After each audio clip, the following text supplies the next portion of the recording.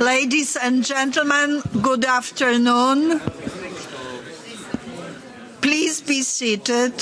We start second part of our conference immediately.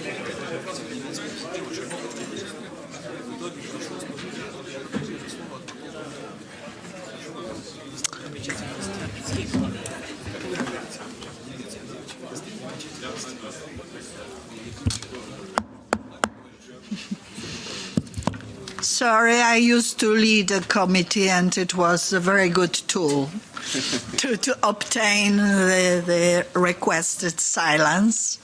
I'm sorry, please be seated. We have to start immediately because our time is limited. Good afternoon once more. This time I take moderating of the third panel. I'm Anna Fotyga of Poland, member of the European Parliament ECR Group, and it is my pleasure once more to host outstanding speakers, panelists of this third panel that is to focus on deimperialization and decolonization of the Russian Federation. All of us remember that the late president of the United States, Ronald Reagan, called the Soviet Union the evil empire, or empire of evil. We used to call same country the prison of nations, and actually it was earlier like this, even under Tsarist era. Unfortunately, also in contemporary times, after collapse of the Soviet Union, the Russian Federation started to pursue same policies, maybe with slightly changed external picture, but still for many of us quite similar. And we would like also to speak about the prison of nations after current war of aggression waged by Russian Federation on Ukraine, accelerated and to full-scale invasion on February 24th of 2022. It is my privilege to give the floor immediately to our distinguished panelists. I start with Mr. Rafat Gabasov, representing Bashkortostan. Mr. Gabasov is a refugee. He was granted a political asylum in Lithuania. But his topic is to speak about his country, Bashkortostan Republic. Floor is yours.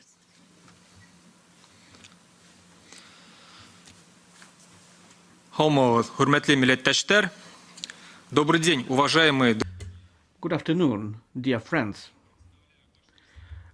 I represent Bashkortostan National Movement.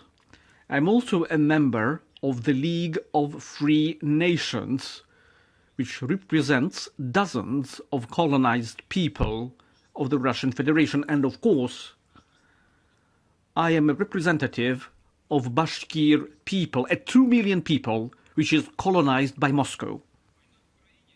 The war in Ukraine has been going on for almost a year, and we can already be sure what future awaits all of us. Of course, Russia will inevitably lose, and all the occupied lands will be returned to Ukraine.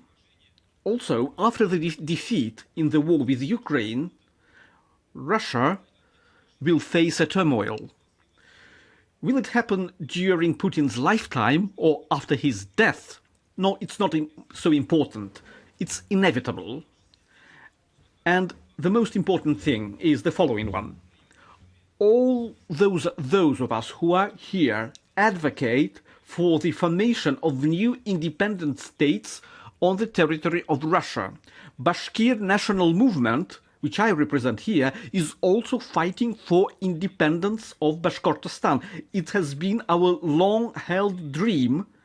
For more than 200 years, we've been fighting for the freedom from the Russian Empire, and my nation is still alive, but because of Russian repressions, killings of the best people of Bashkir nation, Holodomor, or artificial famine, ethnocide and linguicide, our Bashkir nation has decreased in number for the last 100 years. We've faced genocide of Bashkir people. In 2 years, we lost more than 700,000 people because of famine. 1/3 of the Bashkir people doesn't think about the Bashkir language as of their mother tongue.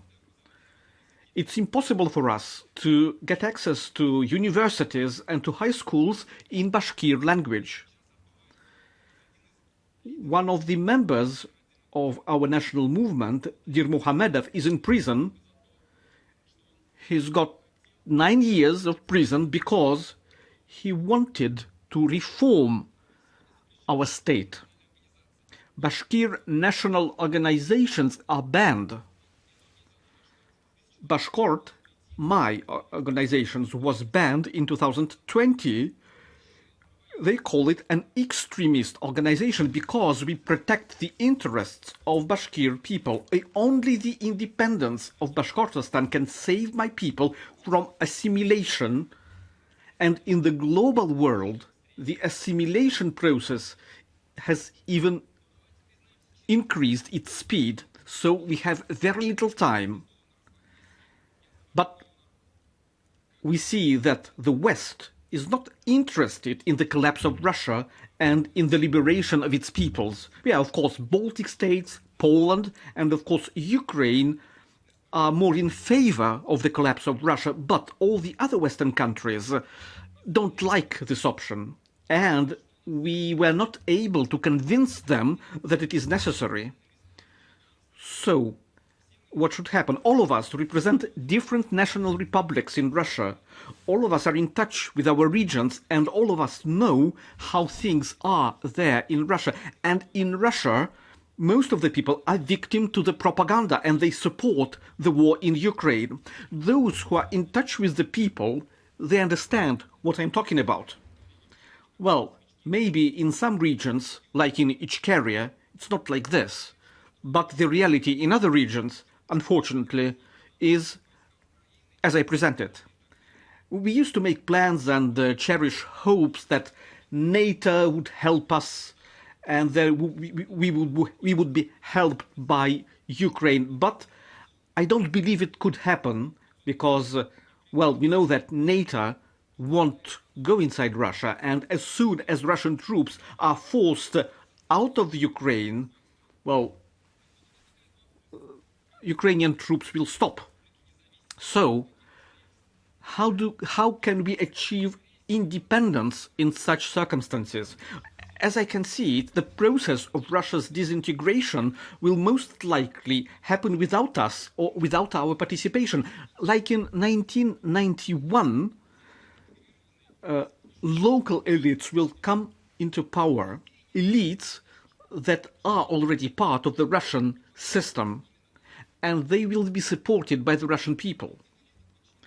And those elites control financial resources as well as public administrations, and sometimes even power structures, police forces.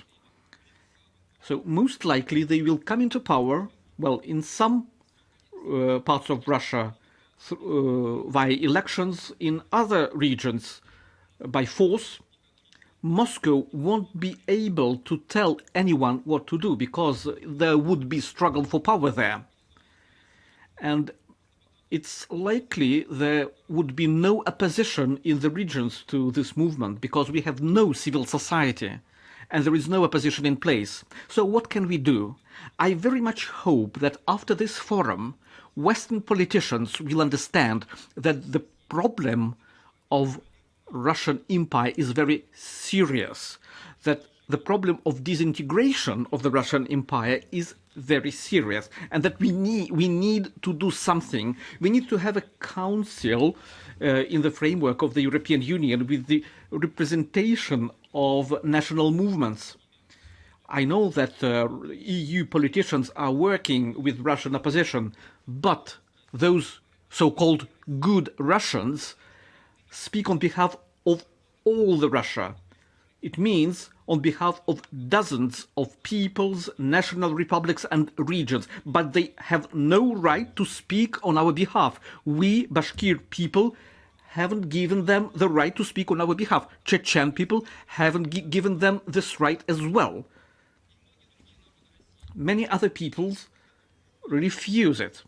So if nothing happens after this forum, and if we are left to our problems, then I suggest, first of all, to propose to the Russian opposition to form a union and to create an army consisting of the forces of national republics and of Russian regions.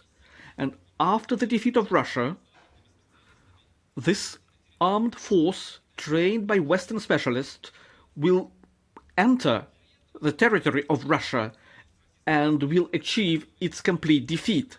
And for this, we need to form an alliance of the Russian opposition. And the condition should be those regions that want separate themselves from Russia should have this opportunity. And if the Russian opposition refuses to create such alliance, then we should create a united armed force on our own. Of course, there is a risk of nuclear weapons, but I don't believe that Kremlin would use nuclear weapons against their own territory. So, to summarize, only we can liberate our countries. And I will conclude by the quotation from Goethe. Those are worth of life and freedom who go into battle for them every day. Thank you. Thank you very much indeed. Now I would like to give the floor to Mr. Davut Dorjayev, the representative of Oyrat Republic. He's a lawyer active in Human Rights Center Memorial. Actually, we here in the European Parliament and surely in Poland, we used to consider those working and active within the framework of Memorial as actually probably the most noble part of societies of Russian Federation. The achievements of this organization is well known. But now he would like to present the situation of Oyrat. That's his people, and we give him the floor. Thank you, Deputy. On behalf of my Congress of Oyrat Republic, Oyrat Kalmyk people, I'd like to thank the event makers for inviting me as a legitimate representative of my people and of my political organization. I agree with Ruslan on what issue. I agree that we must think globally, that we must leave all these details and join up borders for each other and trying to debate things that are now not a part of reality. What is more important, I think, is to try to foresee the consequences of processes that are about to happen, are about to become reality. In that regard, I believe it is crucially important that all of us would agree that there's no use of debating state borders inside our regions. I believe that our regions must act collectively on many levels. I refer to economic level mostly. It is crucially important that in our regions, the four freedoms principle, which was brought to life by European Union, European communities, would act on a large scale, that between our regions there will be no borders for people, for persons, for goods, for financial resources. But the thing is that these communities, economic integration, which must be open and tolerant to ethnic and linguistic minorities, obviously, should be protected from outside. In that regard, it is crucially important that our Western partners, our partners from abroad, would contribute, help, aid to our movements, to our peoples. And I'm not telling you that anybody should help us for nothing, that we have nothing to guarantee on our part. I believe we are talking about a global security issue, and it's a miracle, but my people and people of post-Russia, whom we've been repeatedly mentioning so far, would play a key role in guaranteeing stability of this enormous region. Romanian philosopher Cioran said that empires do not get killed, they commit suicide. And Russia is about to commit such a horrendous act. But we must be fully prepared for that. Besides, it is important to notice that I and my organization concurs with Ruslan and the Bashkort people that so-called good Russians or representatives of liberal Russian movements do not represent all of the Russians. Although I am not tending to propagate criticism or stigma of those men and women, they have a right to express their feelings as they want.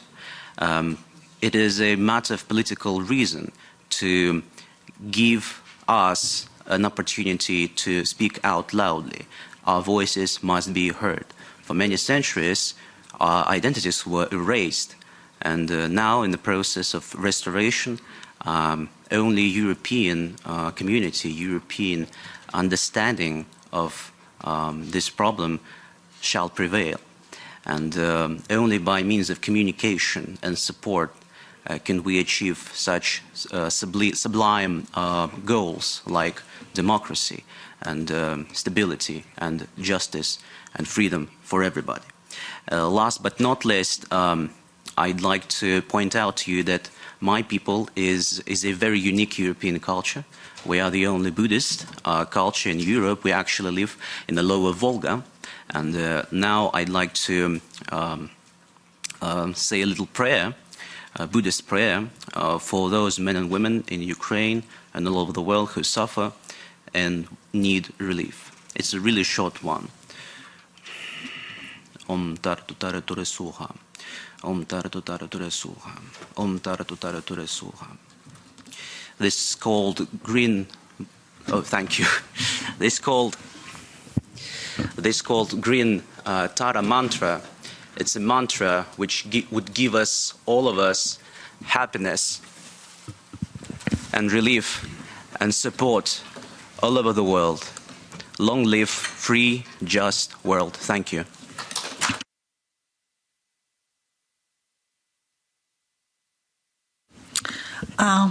Now we have to choose among those who are remotely connected to this panel, and I call on Alexandra Zootarov of Don. Oh, sorry. So, wrong information. Sorry, but please take the floor. First of all, I want to thank the organizers of this conference and the members of the European Parliament for possibility to speak there, because it's very important thing for our movement and for, I think, future of our people. I would like to start with one of the most important things for understanding, namely the identification of the main problem. The problem that led to the war going on now. The problem that has caused dozens of wars in the past and will cause dozens of wars in the future until this problem is not solved. And this problem is the imperial format of Russian statehood. Many Western politicians and so-called Russian opposition do not understand this problem, and they think that they can ensure security in Europe and bring prosperity in Russia just by simply removing Putin. But the problem is not Putin. His regime is just a new manifestation of this problem. A week ago was the 104th anniversary of the genocide of the Cossack people, during which hundreds of thousands of our tribesmen were killed. And this genocide was carried out by the Soviet regime. Also, the Russian Empire, as it expanded in size, new territories, carried out genocides of native peoples and began a total policy of Russification and assimilation. The destruction of the cultural and national identity of small peoples. This policy continued in the Soviet Union, and it still continues to this day. It is possible to make the Orange's assumption that the problem can be solved by establishment of a democratic regime in Moscow, while maintaining a unified Russian state. But there was already a historical experience of establishing such a regime. Under Yeltsin's rule, whom the West loved as the democratic president of free Russia, a war began against the Chechen people. Under Medvedev, when the Russian Federation had not yet had time to finally transform into a totalitarian state, the war began against Georgia. The democratic regime in Moscow, even if it does have democratic institutions, it's always just a mask under which the imperial essence of this state is hidden. With the fall of the Putin regime, the problem will not be solved if Russian statehood is preserved in the imperial format. The problems of indigenous peoples will not be resolved. They will also be in the position of the oppressed under democratic power of Moscow, so-called. Many of them will cease to exist as ethnic groups if they do not revive or create their sovereign states in the near future. Europe, in this case, will get a new war in a few years or decades as soon as Russia accumulates enough forces to start this war. But I must also say that the West is also partly responsible for establishment of Putin's regime. In the 90s, where the West helped Moscow to preserve the integrity of the Russian Empire within its current borders, the West recognized these borders. The West contributed to the concentration of the nuclear arsenal of the former Soviet Union in the hands of Moscow. The West did nothing when Russian tanks were driving through the territory of the Chechen Republic, through the territory of Georgia. The West bought from Russia natural resources stolen from indigenous peoples. The West allowed Putin to occupy Crimea. The effort to stop this activity or conduct the West allowed Russia to carry out its propaganda on the territory of the European Union and not effort to stop this activity or conduct counter-propaganda of the territory of Russia. And this is the reason why a lot of people now in Russia, common people, they support Putin and they really think that Europe is the enemy. Now the West paying for these mistakes, and also for these mistakes now paying Ukraine, but Ukrainian people pays for this by their own lives of their citizens. And I hope these mistakes will not be repeated in the future, because only in this case we will achieve freedom for indigenous peoples and security for all the Europe. Now I want to tell about our project of the state of Kosakia. The Cossack people if the Cossack people do not find the independent state in the coming years, they most likely will be no another chance for this. And our people will gradually decrease in number and lose their identity and will be assimilated by other peoples, by Russians. And therefore, only the revival of our state can save our people. Due to its geographical location, climate, resources, agriculture and industry, this state has every chance of being developed and prosperous. I would like to note the geopolitical importance of this region, which is the shortest road from Europe to Asia. Ancient trade routes passed here, and with the appearance of new states here, trade in this way can be resumed, which will be the benefit both for the local population and for the whole Europe. Also, in the perspective of post-Russia, the Don River will become the most important transport artery because it's connected by a canal with the Volga, which flows through the most of the future states of Idel-Urals and the present-day Central Russia, and also has access to the Caspian Sea. Through the Sea of Azov, the transportation of goods will go to the Black and Mediterranean Seas and possibly even to the oceans. In the south, this region goes to the borders of Western Asia. Through the future states of the Kuban, Circassia and Northern Caucasus, there will also possibility for trade relationship. And there's one more thing I want to say. This is a joint appeal to the European Parliament from our movement and from our allied organization, All Cossacks Public Center. In the United States, on July 17, 1959, the Enslaved Nations Act number PL 8619 was passed. The law stated that the policy of the Communist Russia led to the enslavement and the deprivation of the national independence of Lithuania, Latvia, Estonia, Ukraine, Belarus, Armenia, Georgia, Turkestan, Azerbaijan, Idel-Ural, Kosakia and the other nations. That is, the Cossacks will recognize the right to be called people with the right to their own statehood and traditional self-government. After the collapse of the Soviet Union, almost all the peoples listed in this law gained independence. But the Kosakia specified in this legal act did not appear. And the Cossacks are still not recognized in Russian Federation as a people and are not included in the general classifier of the peoples of their country. Nevertheless, in Russia, on April 26, 1991, the law on the rehabilitation of repressed peoples was adopted, where among other nations it was said about the Cossacks and the obligation of the state to recognize the fact of illegal repression against them and to carry out legal, territorial and material rehabilitation. That is the obligation of the government to return the Cossacks people its full subjectivity and compensate for all that losses was announced. But for 32 years this law has not been implemented in the slightest, despite the numerous requests and demands of the Cossacks. Therefore, we, the Cossacks, appeal to the European Parliament with the request to adopt a resolution on the recognition of the Cossacks as people entitled to their own statehood with the establishment of the traditional broad Cossack self-government.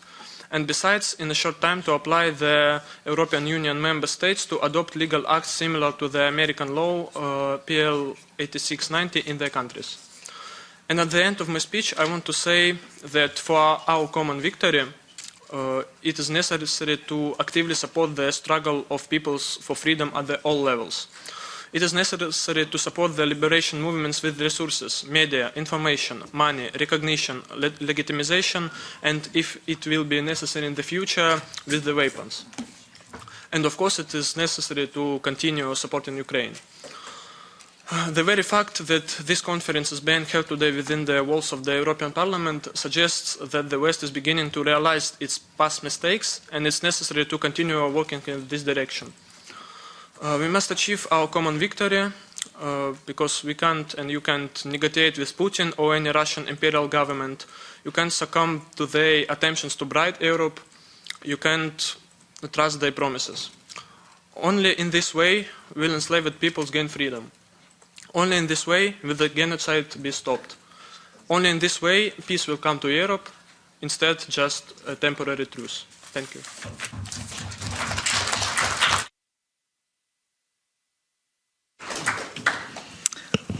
Thank you.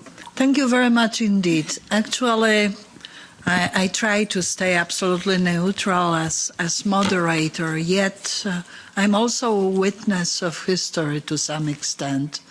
So I have to transfer part of my knowledge to add to your contribution. Well, we nations and countries of Central and Eastern Europe now within the EU and NATO are part, surely we consider ourselves part of the collective West. And it is us, together probably with the United States, pushing the rest of the West to help Ukraine in really intense manner. What is needed: arms, munition, money, technical assistance. Same, exactly the same, was done in 2008 when Russia invaded Georgia. Now we call war of Russia on Ukraine unprovoked and unjustified. At that time, majority of the West, that is true, tried to portray the invasion of Georgia as provoked by then President of Georgia and elites, and eventually, in silence, justified.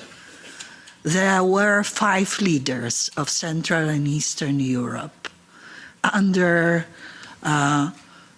full cooperation with the US President at that time, George W. Bush, President of Central and Eastern Europe, led by my late friend and boss, the late President Lech Kaczynski, with participation of the Ukrainian President as well, Viktor Yushchenko, going there and preventing eventual capturing of Tbilisi. Of course, it did not prevent capturing of 20% of Georgia, yet it was possible to rescue the most important things. President Saakashvili is now in prison in very dangerous state, and we have to defend him. 2 years after this war and trip of presidents to Tbilisi, President Kaczynski was dead. In Smolensk catastrophe, there is still silence around this. So remember, it's not only those who are not protected, but also protectors. God knows what's happening to them.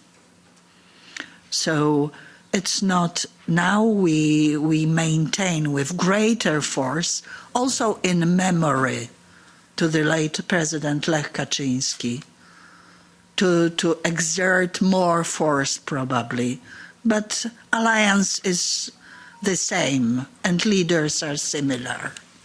Thank you.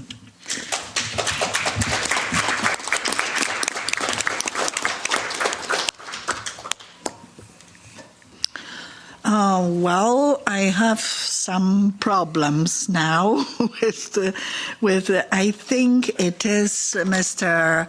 Florian Schur who has to take the floor as next. He represents what's officially called as Kaliningrad. I prefer to use Polish name, although I have nothing behind this. Just I like to put Polish in this. It's Królewiec. Thanks, and I prefer the name Königsberg.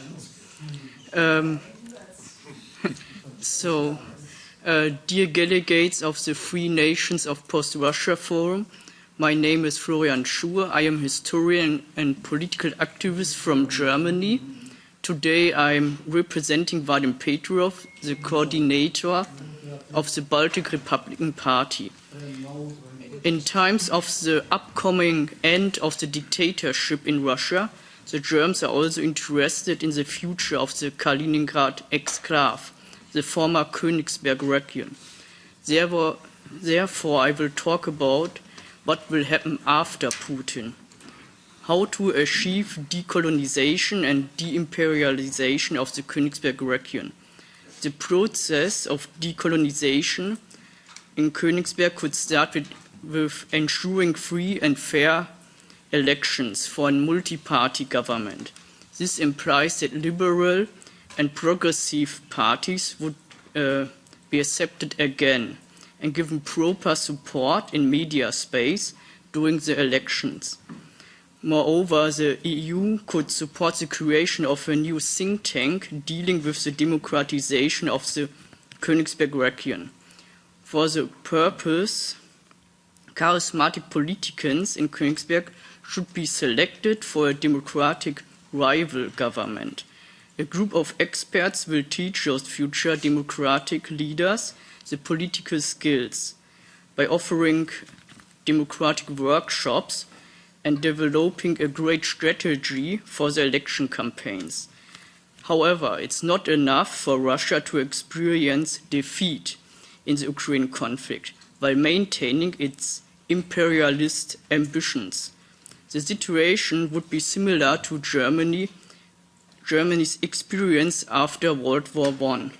A short period of disorder would be followed by a new revisionist regime that wants to retake the colonies. To avoid the risk of future wars and senseless bloodshed, the Kremlin must also come to terms with its imperial past. The post-war Königsberg should be marked by a process of coming to terms with the recent policy of extermination by the Russian colonial state and a moral renewal.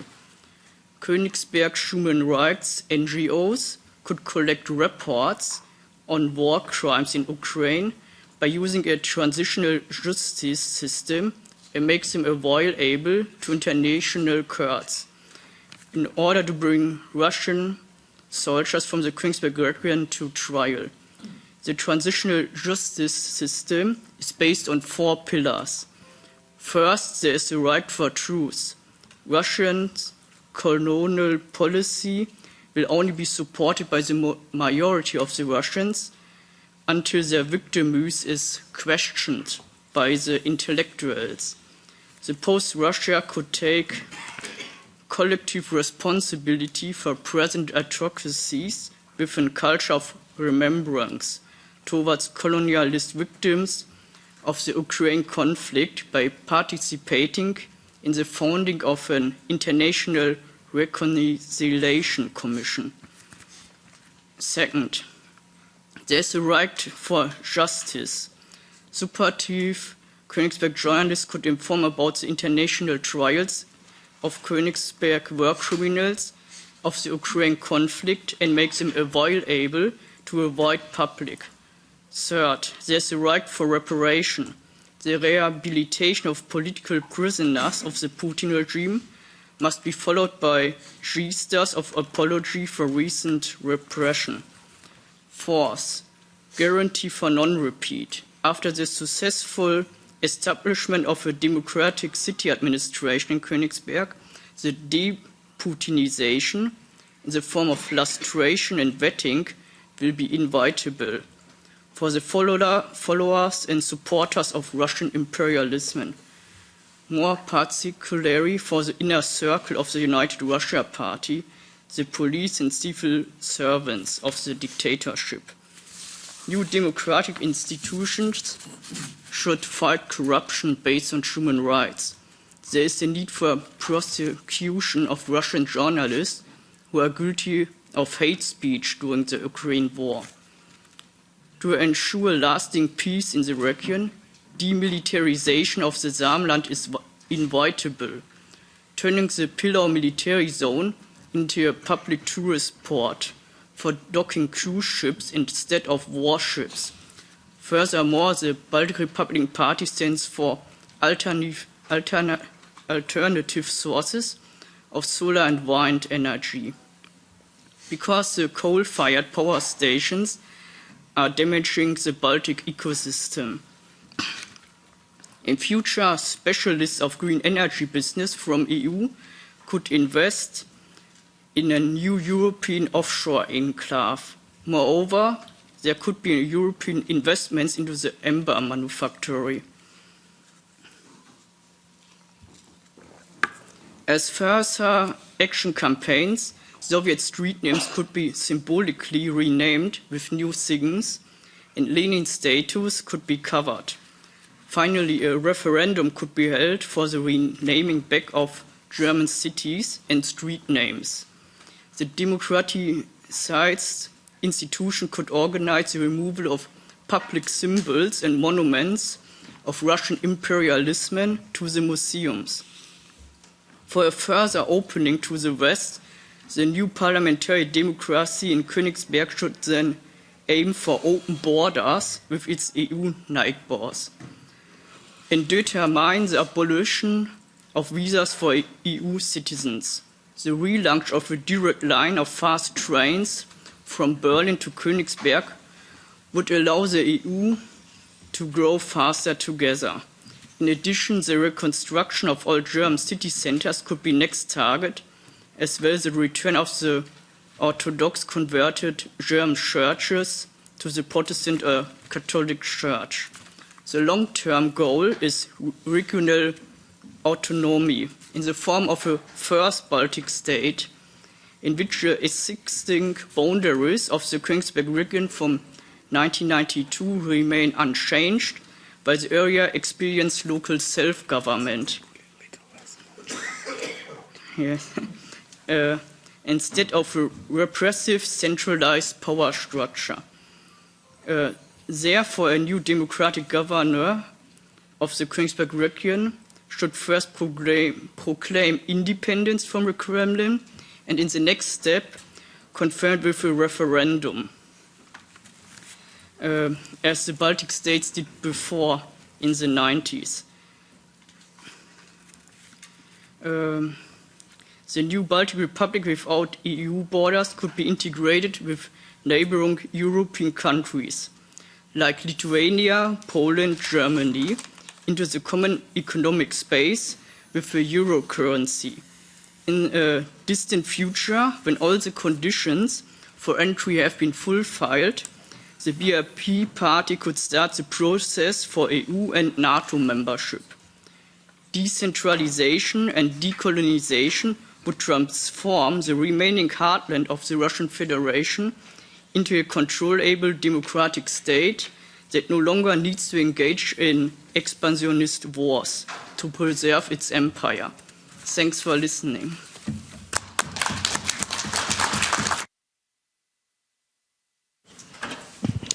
Thank you. Now I would like to give the floor to once more to a remote participant, Mrs. Raisa Zootarov of Saha, now a refugee living in Poland, I understand. Please.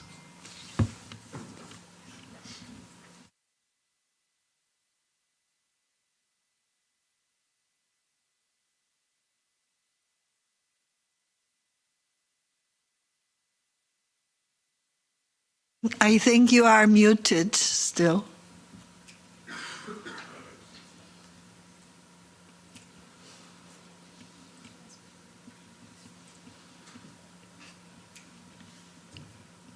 Well, do we have solution to this? I'm sorry. May I ask staff to look into this? Okay, so I try to call next person.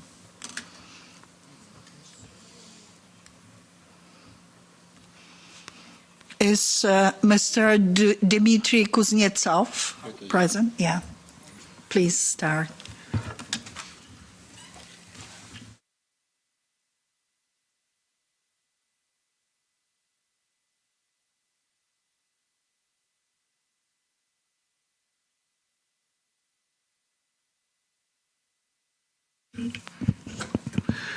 Первым делом я хочу поблагодарить организаторов. First of all, I would like to thank the organizers of the forum for giving us the floor. In 2023, see less and less people living in Karelia, and we can see that the policy of Bolshevism continues, where Stalin made Gulag from our country. So a lot of people were killed on our territory, and those people who were not killed, they had to flee, or they were evacuated by Finnish people. The neutralization of the indigenous people, we could see it that people actually had to be relocated to Siberia, and in the framework of the large-scale Kremlin project, thousands of families was brought from Belarus and Ukraine to our land.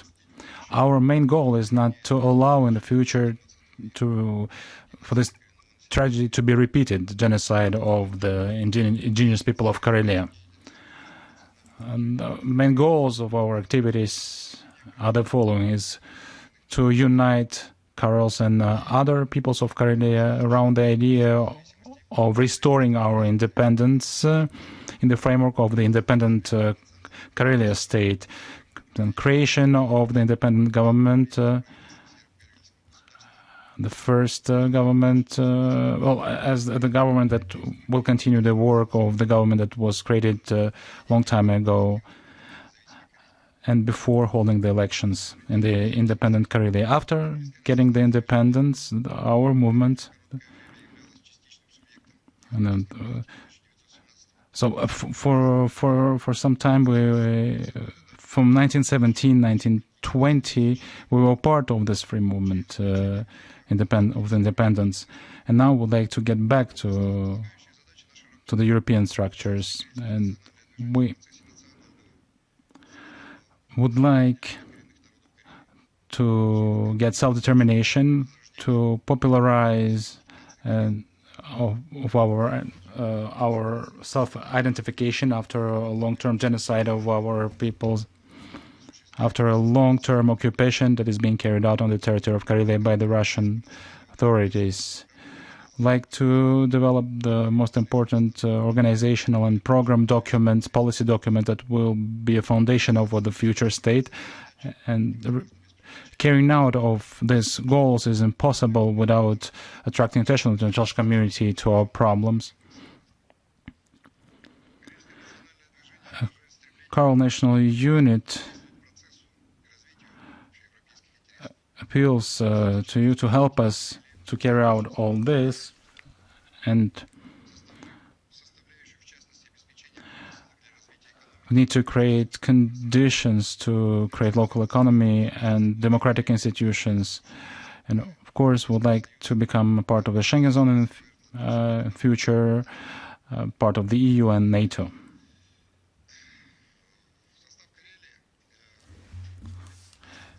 Karelia is composed of different indigenous people, and one of these are Pomors. And here I make an appeal from Pomorska Sloboda from, if we translate it from this language, it is freedom. So they would like to get an autonomy inside of the independent Karelia. And our main goal is to continue to promote this Pomor project. Pomors and Karels are linked by history, and we're one of the indigenous people of Karelia with almost the same culture as Karels.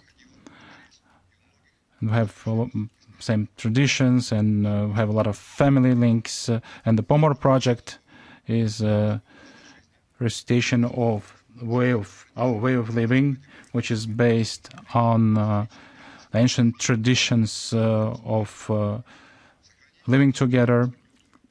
And Pomors are an independent indigenous people that also suffered by the authoritarian Moscow rule. So these people lived in Arctic, and they're trying to erase us. And here at the European Parliament, we make the appeal of the international community to our problem, and we ask you to help us to free Pomor people. Thank you so much for your attention.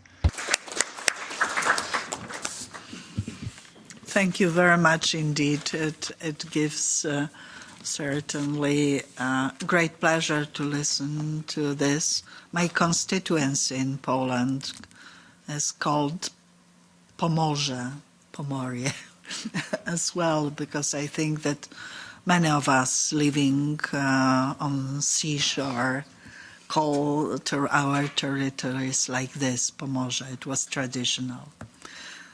Thank you. Is Mr. Ahmed Ozdo of Ingushetia connected to us remotely?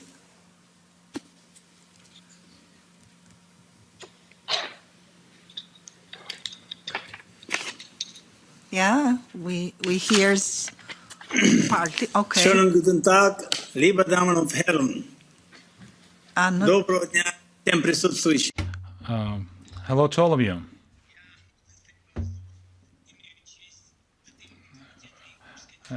Sorry, the connection is very bad. We're trying to do our best. I'd like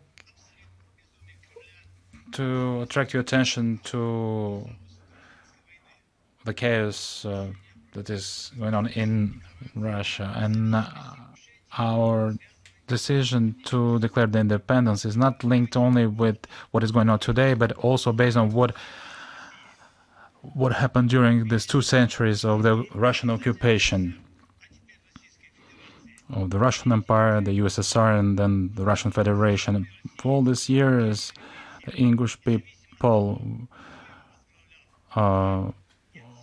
were under a lot of stress, and we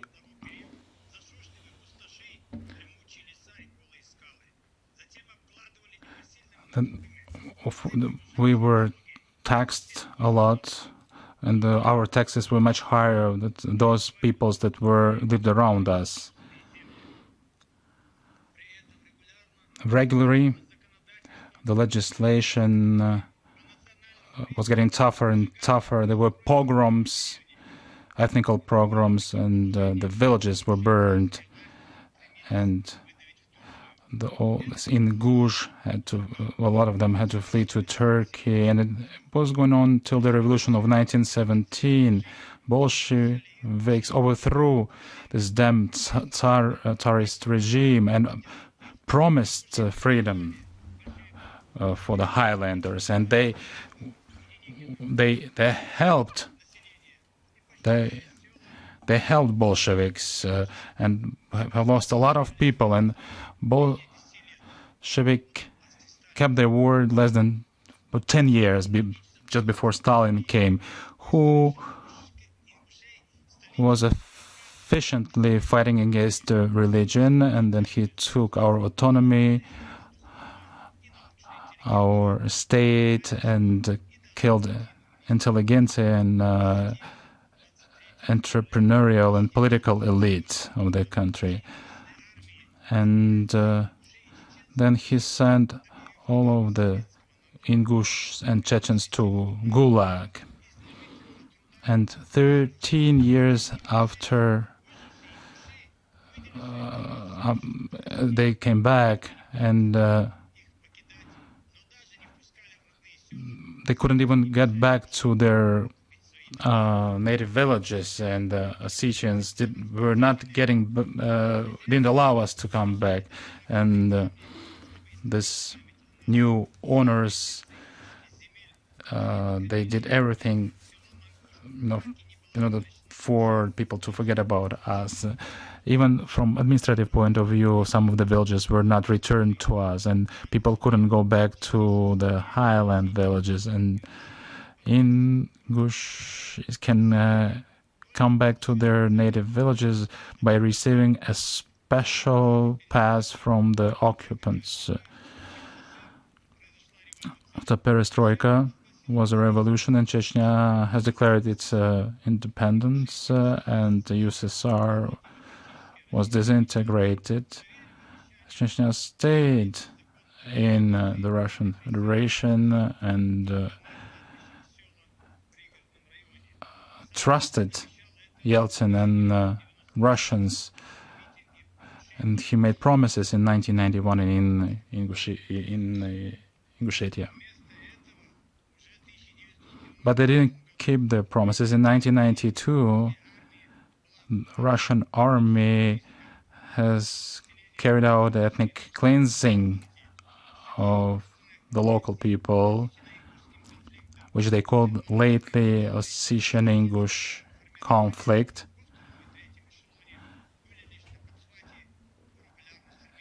Even if Ossetian were just helping the regular armed forces of the Russian Federation, and the Russian army used artillery, aviation, and bombarded peaceful villages. And all these inhuman acts, because of this, 70,000 Ingush people became refugees, and there are other people still missing. No one actually was made responsible for this, and this one of the responsible, Sergei Shoigu, is now the Minister of Defense of the Russian Federation, and one of the people who actually is responsible for this, and he continues his work in Ukraine. And after all these years of corruption and of this war, of killing of our tradition, Kremlin is carrying out a new aggressive occupational war.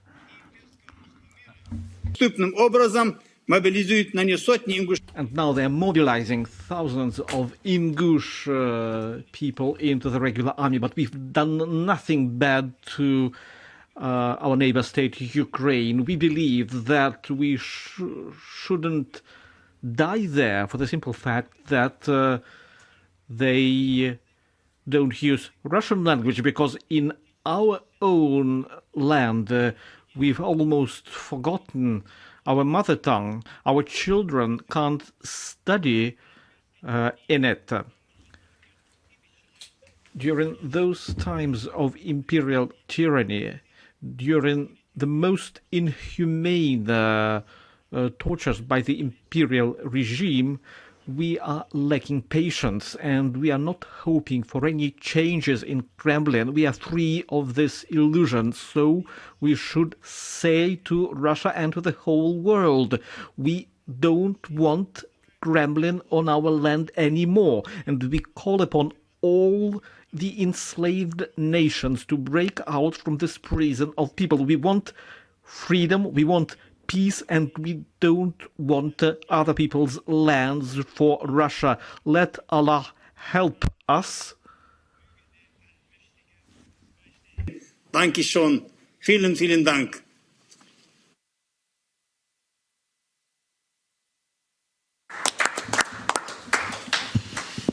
Thank you very much indeed. Now I would like to give the floor to Marina Kalaeva, representing Buryatia. Sambeno.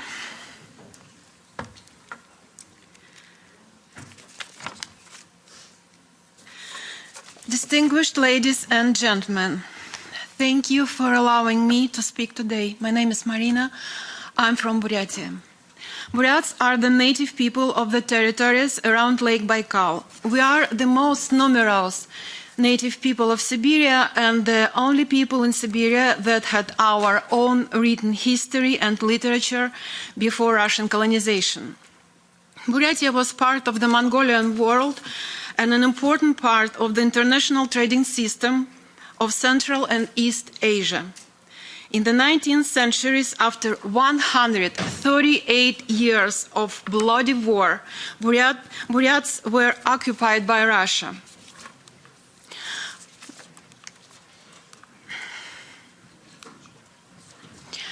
Buryats went through forced Christianization, which had a traumatic effect on the entire population.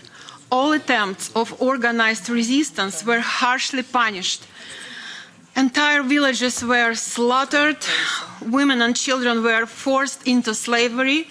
In the era of the Russian Empire, Buryatia became a place of mass settlement of Russian peasants and had a huge number of prisons. In Soviet times, so-called collectivization destroyed thousands of families. Buddhist works on philosophy, medicine, and astrology, and Buryatia's great Buddhist heritage were destroyed as well. In the USSR, there were more than 150 Buddhist monasteries and 23,000 monks. After repressions of 1930s, only 600 monks left. About 20,000 representatives of the Buryat intelligentsia were executed. In the 1930s, the Kremlin officially replaced the Buryat writing system with the Cyrillic alphabet. Buryats were killed just for speaking their own language or studying in monasteries. In 1937, Buryatia was divided into 5 parts. Buryatia lost 40% of the ethnic Buryat population, and ethnic Russians became the majority. In the 1970s, the Buryat language was completely banned in schools, and generations of Buryats grew up not knowing their own language. I'm one of them. In 2020, changes were made to the Russian constitution, making Russian the only state language of Buryatia. The goal has been to accelerate Russification of Buryats and change the ethnic composition of the region. Buryatia has not recovered from these events. According to UNESCO report, Buryat language is an endangered language and can disappear completely by year of 2050. Russia is unable to build a federation. Russia's republics are actually colonies. Russian power in the colonized republics is maintained by 3 factors. First, corruption.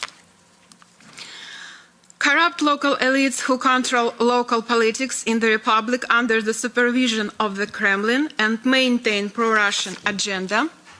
Second, violence.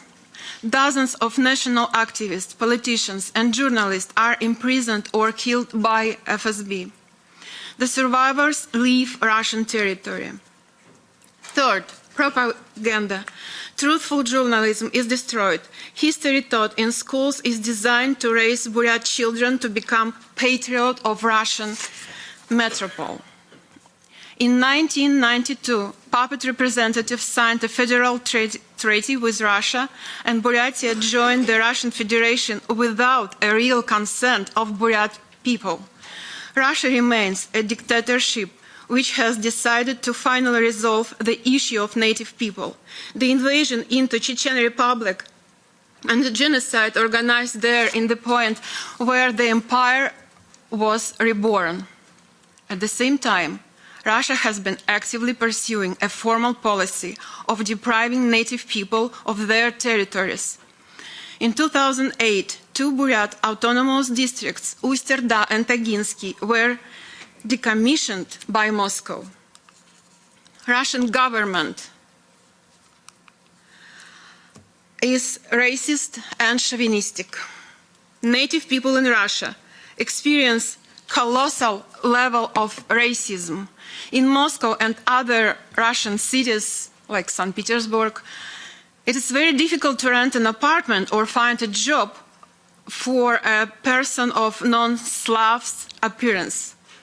bullying in schools, assaults, and racially motivated murders are common in Russia. If crime is committed by non-Slavs, then this will be emphasized in the news reports. Nazism has become the de facto state ideology of Russia, and this is widely supported by the population. Many Slavic Russians believe in their civilizational superiority over neighboring people. This brought us to a full-scale chauvinistic war in Ukraine. Russia uses native people as cannon fodder. For Buryat, the probability of being mobilized and dying in the Ukraine war is 275 times higher than for residents of Moscow or St. Petersburg. There is no Russian gas, there is no Russian oil or Russian diamonds. All these are resources extracted from the land of native people. Billions of dollars go to finance Russia's imperial projects, from the sale of Khanty-Mansiysk oil, Yakutian diamonds, Buryat gold, or uranium. Every year, millions of hectares of Siberian forests are burned down, a large part of which is the result of arson. A village in the Shoria region was burned down after a Russian company found large deposits of coal. Lake Baikal is the main symbol of the Buryat people. Lake Baikal is the largest freshwater reserve on the planet, and it's suffering an ecological catastrophe. This is caused by Russian legislation, and this is leading to irreversible environmental consequences affecting the entire world. Native people are being robbed by Moscow corporations. Buryats and other people live in poverty primarily because of the unfair distribution of taxes between colonies and the metropole.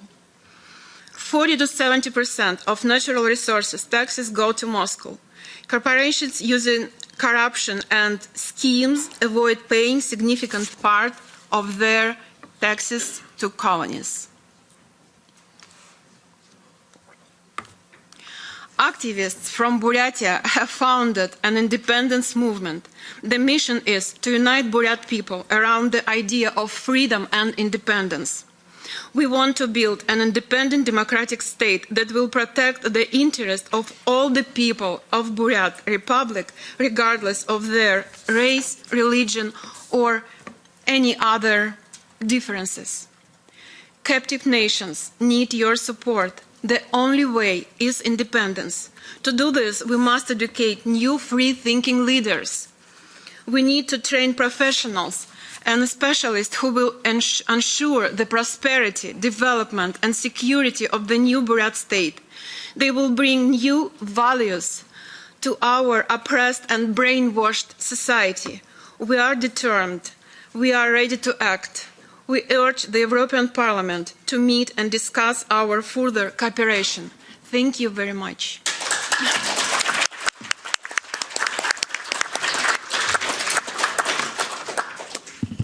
Thank you, Marina. It was a very powerful message, certainly. Now I understand that Mrs. Raisa Zubareva-Saka is available on remote connection.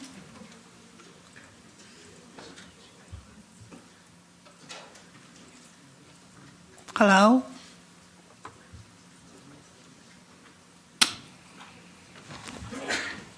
Добрый день. Good afternoon. My name is Larisa Zubareva. I'm from Sakha. I am the founder of Free Yakutia Foundation. During different anti-war manifestations, we have to explain to Russians in Russia why we, people of Sakha, think that we are a colony of the Russian Federation. We need to explain what's wrong with the Russian state. And here it's an honor for me to speak in this group of experts. Thank you for this honor. There are several anti-war movements. For example, Free Buryatia Foundation. We proclaimed 2023 as the year of decolonization. And I'm not speaking about military action, about violence. No. We state that our lands haven't acceded to the Russian Federation by vote, but they were captured by the Russian Federation against the will of the people. And we want justice to be restored. We are quite tired of those empty talks. And, well, I'll be very direct. Those who are in power think that they are superior to all of us from their own childhood. Well, I'm not speaking about everyone, but the majority are like this. So we have to start from scratch. We have to explain everything. And it's not only about ordinary people, it's also important to explain this to those Russians who are quite liberal, to those who are historians. And, well, history can't be taught without emotions. We can't learn about our historical experience from a distance. I'll give you an example. Evenk people, well, they need morsels, they need natural resources. It's more important for them than Navalny, etc. For them, natural resources are of utmost importance. And maybe, well, all those empty talks can become a sort of a tug of war. We try to prove Moscow who is more victimized. Are those Russians who lived in Sakha, Yakutia victims, or are we, the indigenous people of Sakha, the victims? I believe that we should talk what was the influence of colonization on the people, on everyone. We need to ask ourselves, why are we silent? Why are we afraid? Even those who are abroad, even those who were born in the 90s, why are we afraid? Is it new Kremlin policy? They consider everyone to be an enemy, or is it a reaction to Stalinism? If we don't understand the nature of this feeling, we can't fight it, and I believe everyone understands it. Also, we need to show concrete examples of colonization. We need to talk about our national histories during the First and the Second World Wars, in the 90s, in the years 2000. We need to talk about it to our own peoples, and we should look for different ways to find a cure from our fear. Well, I don't know about the situation in other lands of Russia, whether they have proven facts of colonization and of genocide. Well, I think, well, as in Sakha, those are hypotheses, mostly. In 1632, Sakha became part of Russia, and the world community hasn't recognized that it was an act of violence.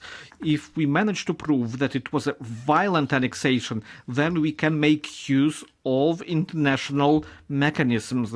We can proclaim that we don't want to be a part of the Russian Federation any longer. And to end my speech, I would like to add civilized world should understand if Ukraine loses this war, it would not simply be Kremlin's triumph. It will be a triumph for the Russian Empire. And it will mean the end for the peoples of Russia. Those who don't want to be assimilated, those who don't want to be Russians, will be called Nazis and will be punished. All of us, our men, our women, we will be annexed by the Kremlin. And everyone should understand it. World politicians should be aware of it. And in this case, we will be able to make decisions on our own future. Well, that's all from my side. Thank you very much. Thank you very much indeed. Now I would like to give the floor to Dmitry Bereshkov, representing the International Center of Committee of Indigenous Peoples of Russia. Thank you, Madam Chair. Thank you. I will speak in Russian. My name is Dmitry Bereshkov. I am from Kamchatka, represent the Ilmen people, and here I represent the International Committee of Indigenous Peoples of Russia. It's a new organization. It was created in March 2022 after Russian invasion in Ukraine. We created this organization to unite the efforts of the indigenous peoples. I represent indigenous peoples from the north and from the far east of Russia, and we want to express ourselves against this war. Our peoples are very small. Our difference from other peoples of Russia is the following one. Russia recognizes that we are indigenous peoples, according to Russian legislation. If there is a people of less than 50,000 representatives, it's an indigenous peoples, and we are 47 in Russia in total. I don't want to speak about colonization. Other speakers have already spoken about it. The main problem of our people is access to territory, because our peoples have managed to preserve traditional ways of life, reindeers, hunting, etc. That's the basis of our economy. Indigenous peoples live in many regions of Russia, in Khanty-Mansiysk, in Chukotka, in Kamchatka. I am from Kamchatka myself, in Murmansk region, etc. We have made a count. Half of Russia's territory is inhabited by them. Well, we are nomadic people quite often. Sometimes, we can be very small. Some peoples have, Ilmen, we are 2,000 in Kamchatka. So, but as those peoples are nomadic, they occupy huge spaces. Why did Russian Kazakhs invaded those territories? Of course, it was an example of classic colonization. Well, those Kazakhs wanted to hunt furs, because selling furs, it was gold for the 18th century. And from the 20th century, our regions were very important for the Russia, because we have oil, gold, etc. And, all those resources are very important for the Russian budget. Our problem is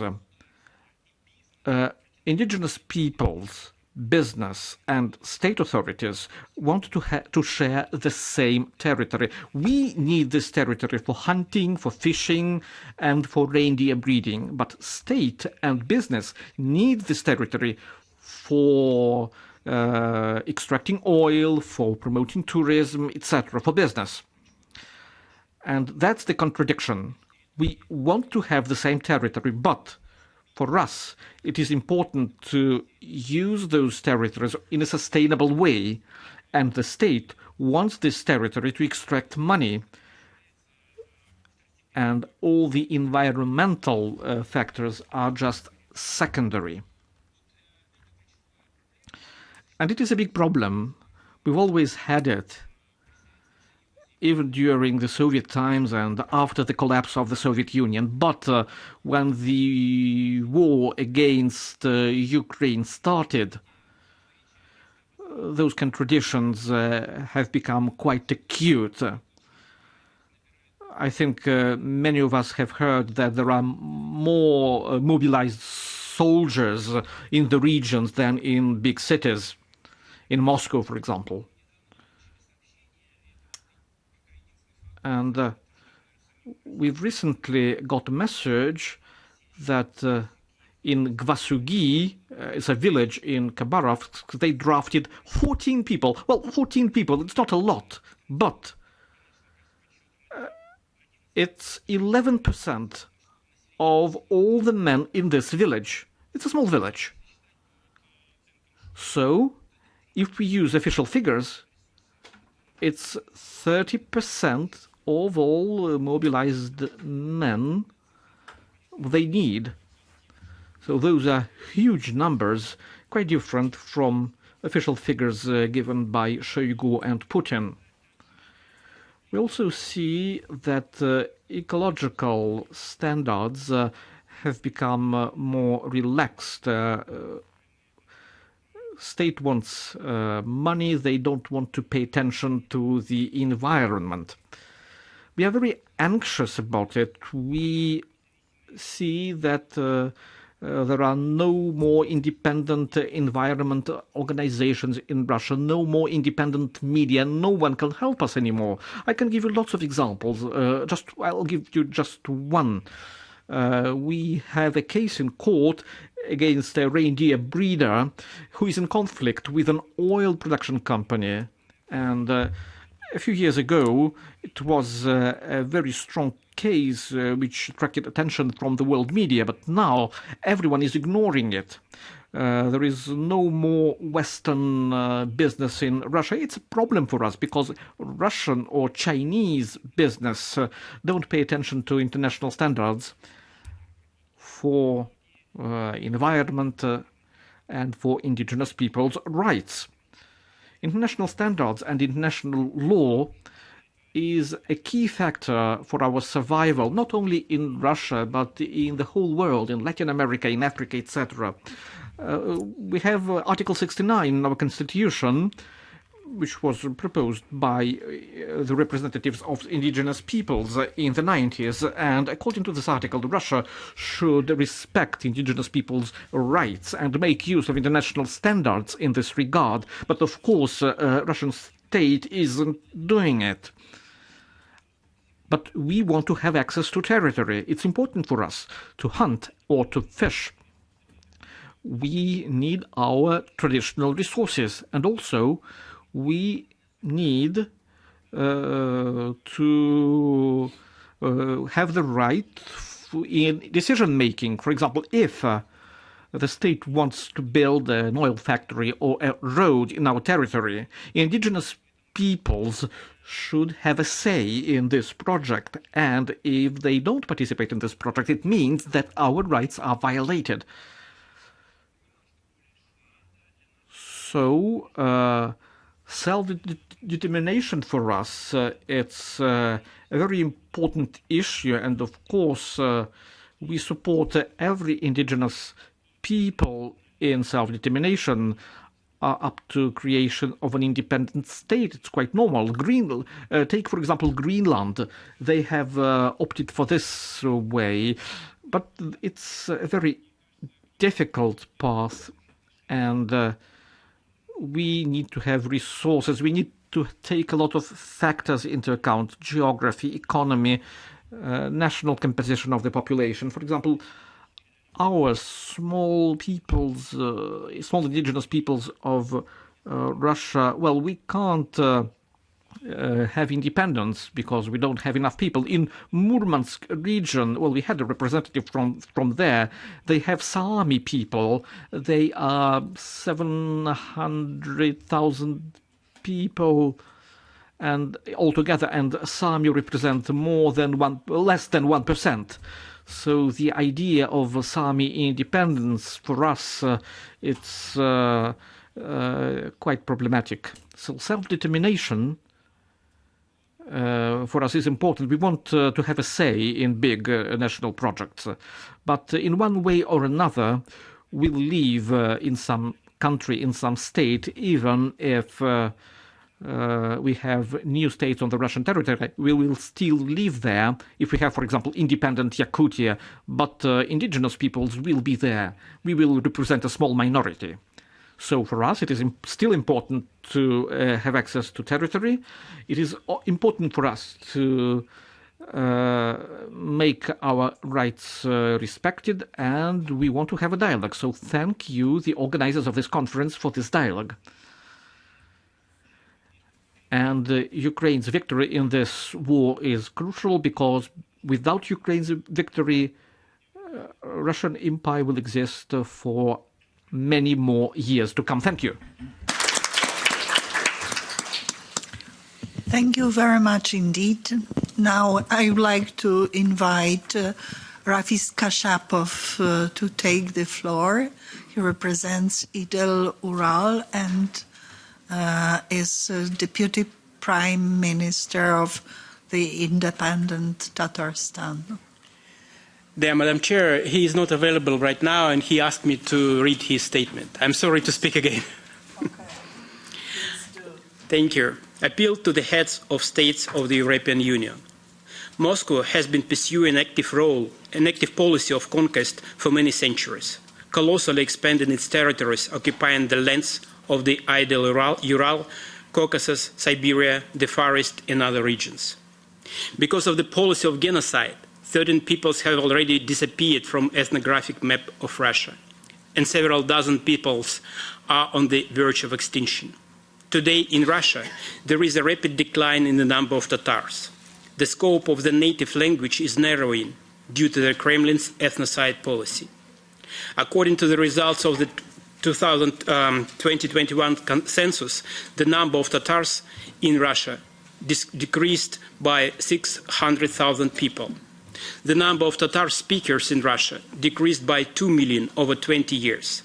This is the result of forced Russification. But today we, Tatars, are still the second largest people in Russia. We have 5.5 million people according to the 2010 census, only in Russia. And for other small-numbered peoples, the situation is more tragic. To reveal the essence of the policy of genocide of the colonized peoples by Moscow, I cite tragic historical facts in the Caucasus.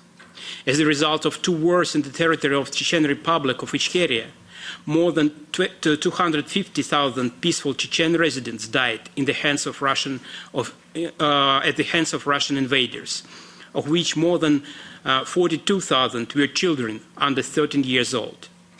At the time of the start of the war by Russia, Ichkeria was a separate independent state.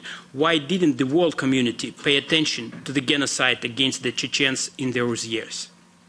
In the future, due to the inaction of the UN, the EU and NATO, the world received international armed conflicts between Russia and Georgia, Russia and Syria, Russia and Ukraine.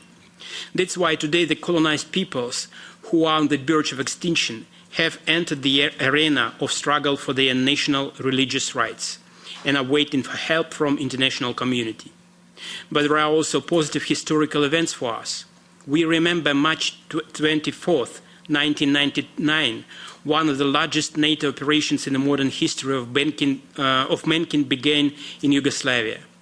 The operation involved 19 NATO members countries, led by the United States. The bombing continued from March to June. It all started with the fact that Serbian military committed massacres of Albanians in Kosovo.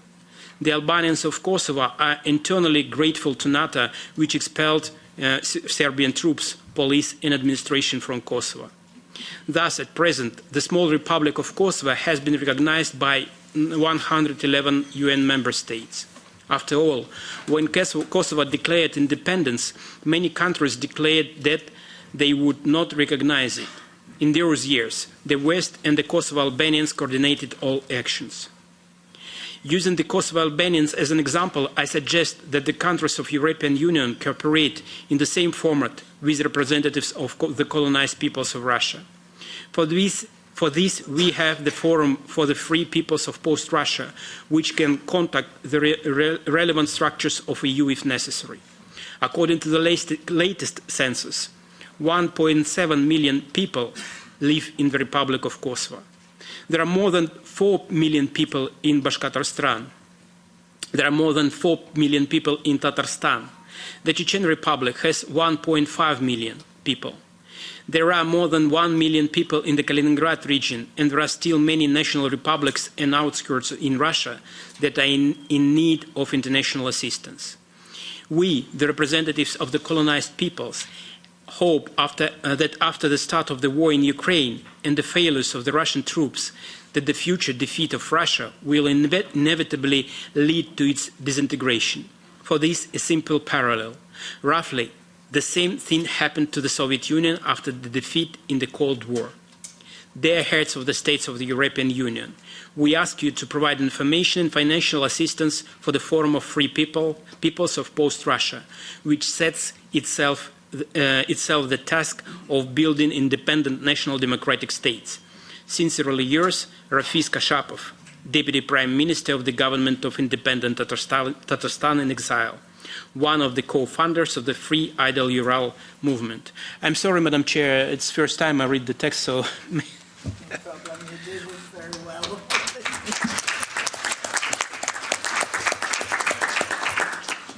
Okay. Give me just a second, because there is slight confusion about who is to take the floor.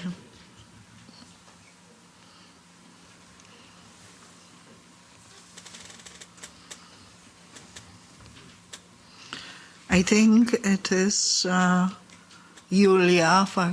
Sorry. The next person to take the floor is Julia Faktarazova.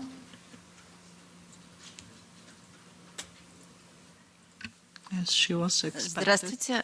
Юлия Файзрахманова. Julia Fazrahmanova.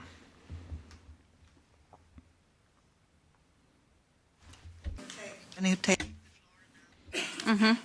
Yes, please. Hi, my name is Julia Fazrahmanova. I'm an activist, a journalist, and a positioner from the Republic of Tatarstan. And here I will read out the call of Farid Zakiev, who unfortunately couldn't be here with us. I'm representing the oldest Tatarstan organization who defends the language, the culture, and who wants the decolonization. Dear participants of the conference, we have a beautiful language, and our statehood has more than thousands of years, and we are the inheritance of the horde, and we have less and less people. Our number decreased by 600,000 people. The number of people who speak Tatar language has fallen, has dropped by 2.7 million people, and the education in the Tatar language was destroyed. Russia has forbidden to learn Tatar language in Tatarstan. We have just one language dominating, which is Russian language. Our statehood has been destroyed. On August 30th, 1999, a declaration about the sovereignty of the Republic of Tatarstan was adopted. In 1992, the referendum was carried out about the state status of Tatarstan. And the question that was raised was the following: do you agree that the Tatar Republic is a subject of the international law? And the referendum, people said yes, majority said yes, and the constitution then was adopted, the constitution of an independent state.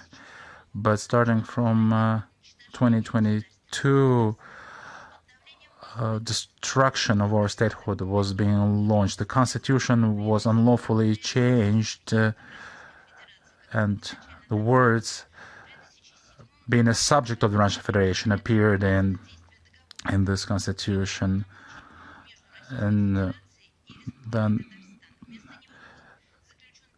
there was an agreement that was signed in 2007, a decorative agreement that was signed, but 7 years later, Russia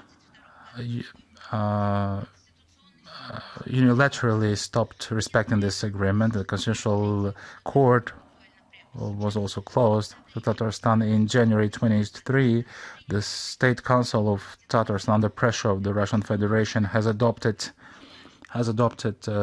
amendments that made that the Tatarstan became stopped being an independent, an autonomous region, and dozens of young Tatars are being killed every day during the war. Officially, the numbers are much lower.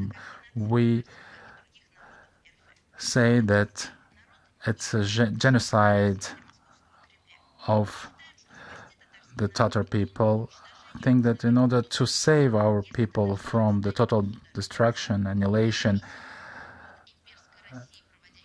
in order to save us, we need to create a Tatar state against forced Russification.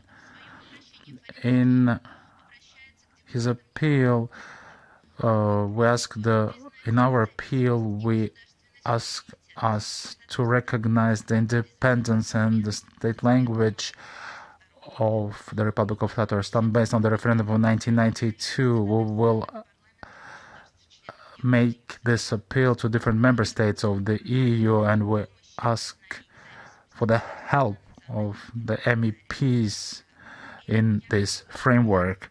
Moreover, I would like to add a couple of words from myself. Russia is an imperial country. It's not only its history, but it's also its today's situation. And this is how Vladimir Putin sees his country. I heard it from himself, personally, in person. Several years ago, I was at the meeting, Vladimir Putin meeting with journalists, and he was asked why he's not taking care of internal Russian problems. And I'm almost quoting him over here. I want, as emperors of the past, to get more territory for the Russia. And that means that at the time he saw himself as an emperor. Then I went to Kiev as a journalist. I saw different fighters from different battalions in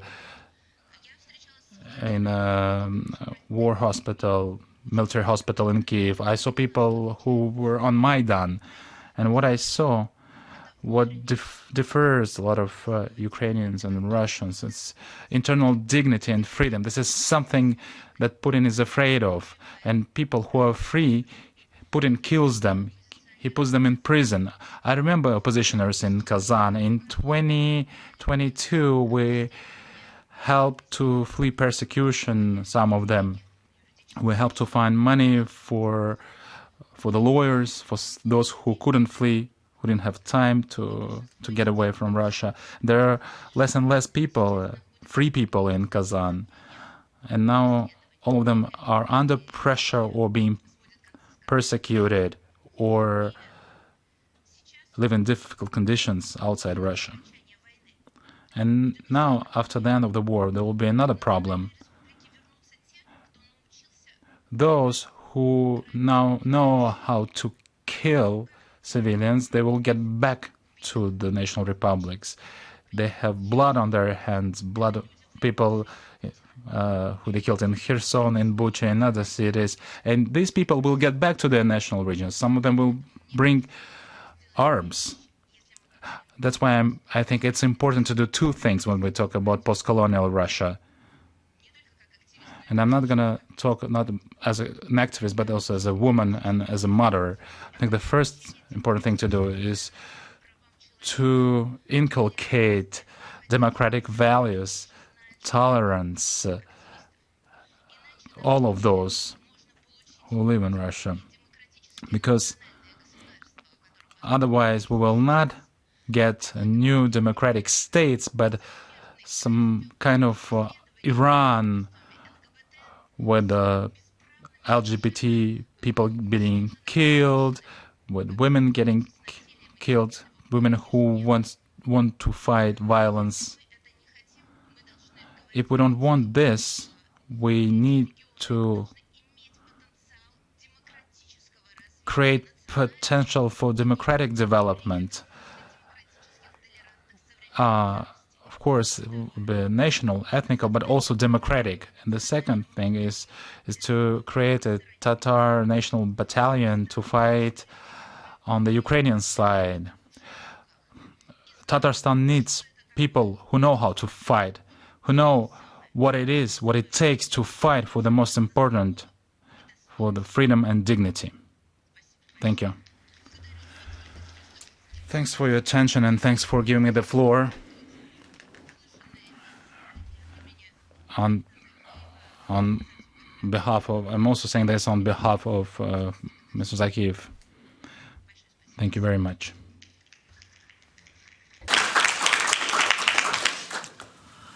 Thank you very much indeed for this very important statement.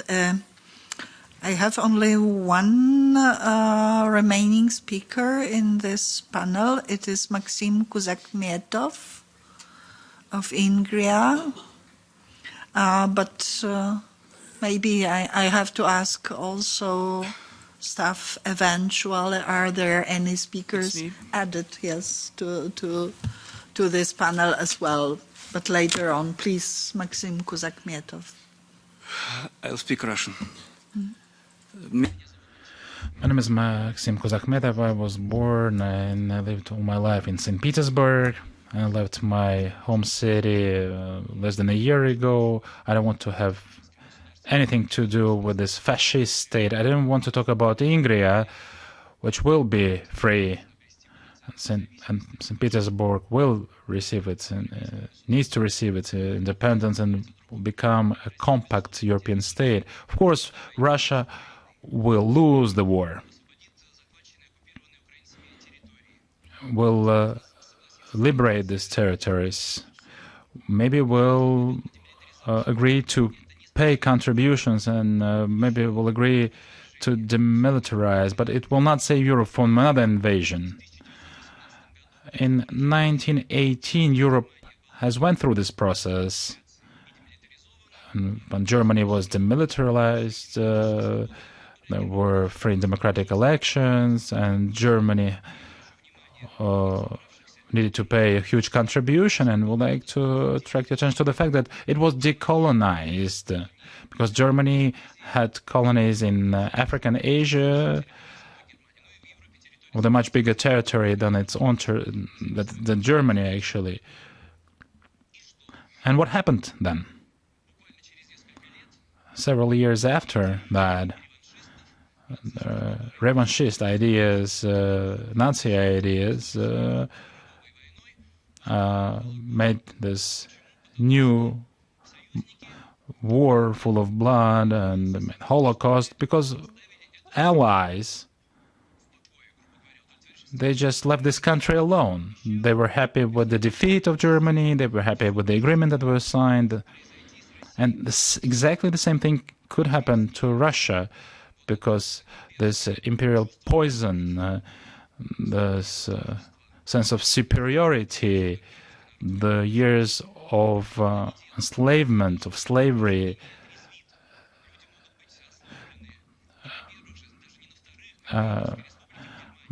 make that people in Russia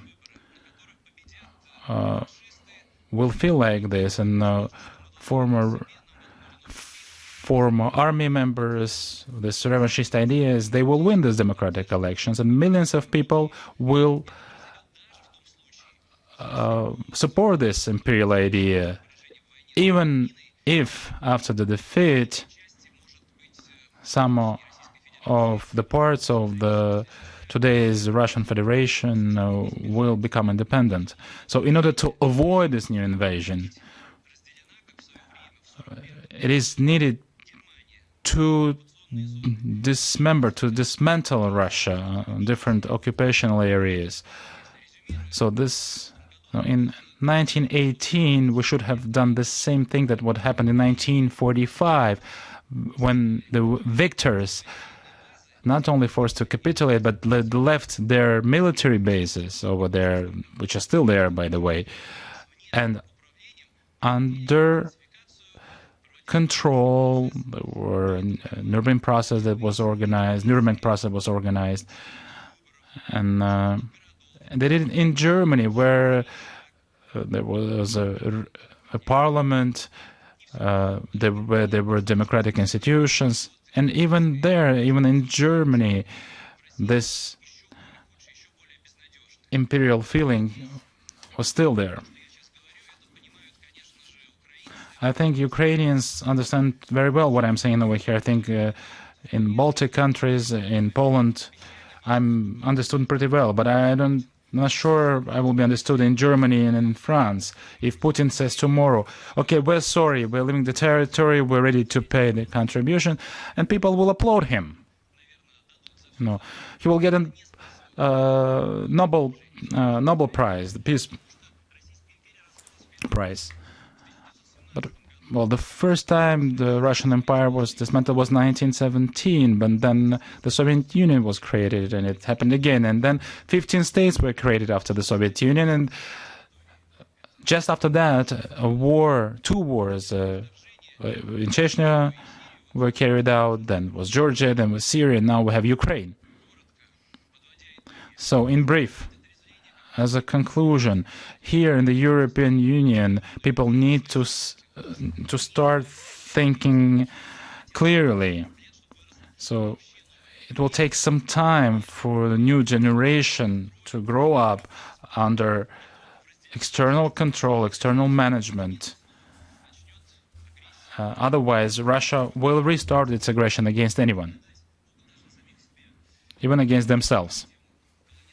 So now, to close this colonization subject, another internal example, invasion of Novgorod, the biggest, the richest city of Russia in the Middle Ages.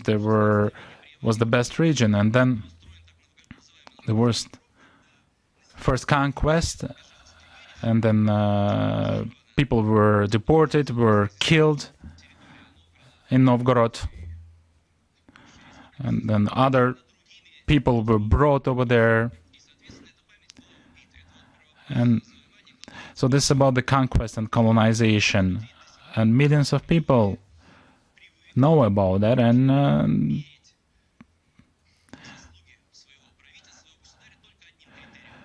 for a lot of people, the only criterion is whether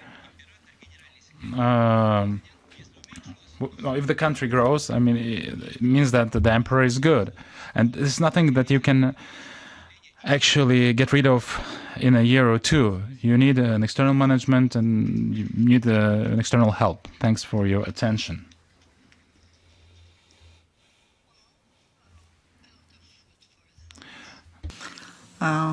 To conclude this extremely interesting panel presentation of a variety of views, but first of all, a very loud, powerful, and important voice of nations of Russia. What we share, all of us, is of course the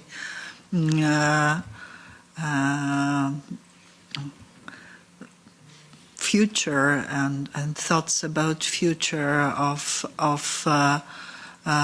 war in Ukraine, aggressive war of Ukraine, that it is absolutely necessary, inevitable for all of us, for both the collective West and free nations of Russia, that Ukraine wins this war. And secondly, surely for many of us, certainly in certain Central and Eastern Europe, the appeal for liberty, for freedom, liberty and independence is extremely powerful, and we understand it certainly very well. Now time has come for the fourth and last panel. It will be moderated by Vice President of the European Parliament, our colleague of Latvia, Robert Zīle. Please, we have to rearrange the podium quickly.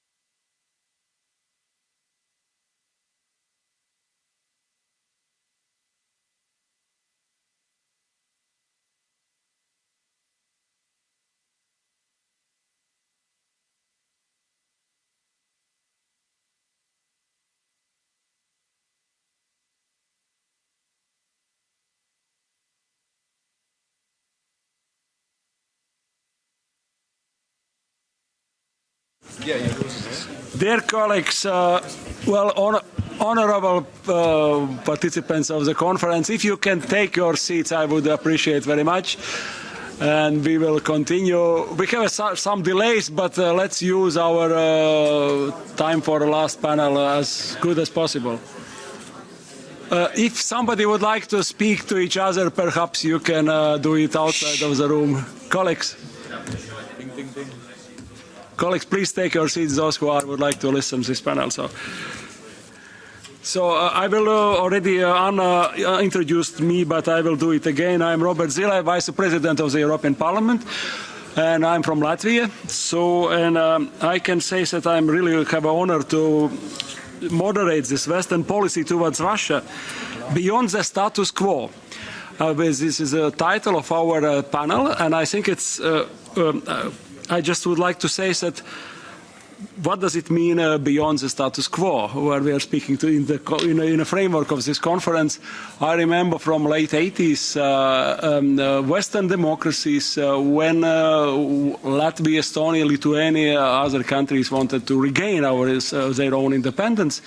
Most of Western democracies didn't want to destroy Soviet Union, let's be honest. So until 87, 88, but then it's collapsed because all those former occupied countries who lost their independence were very strong with a different kind of activities, and we succeeded also with recognition from Western democracies. I think it's important to understand in a framework of this conference how our panelists will see this, what will happen with a situation after Ukraine war will end with a victory for Ukraine, and how it looks like a victory of Ukraine. How does it mean how Russia will look like, and how Western democracies will behave?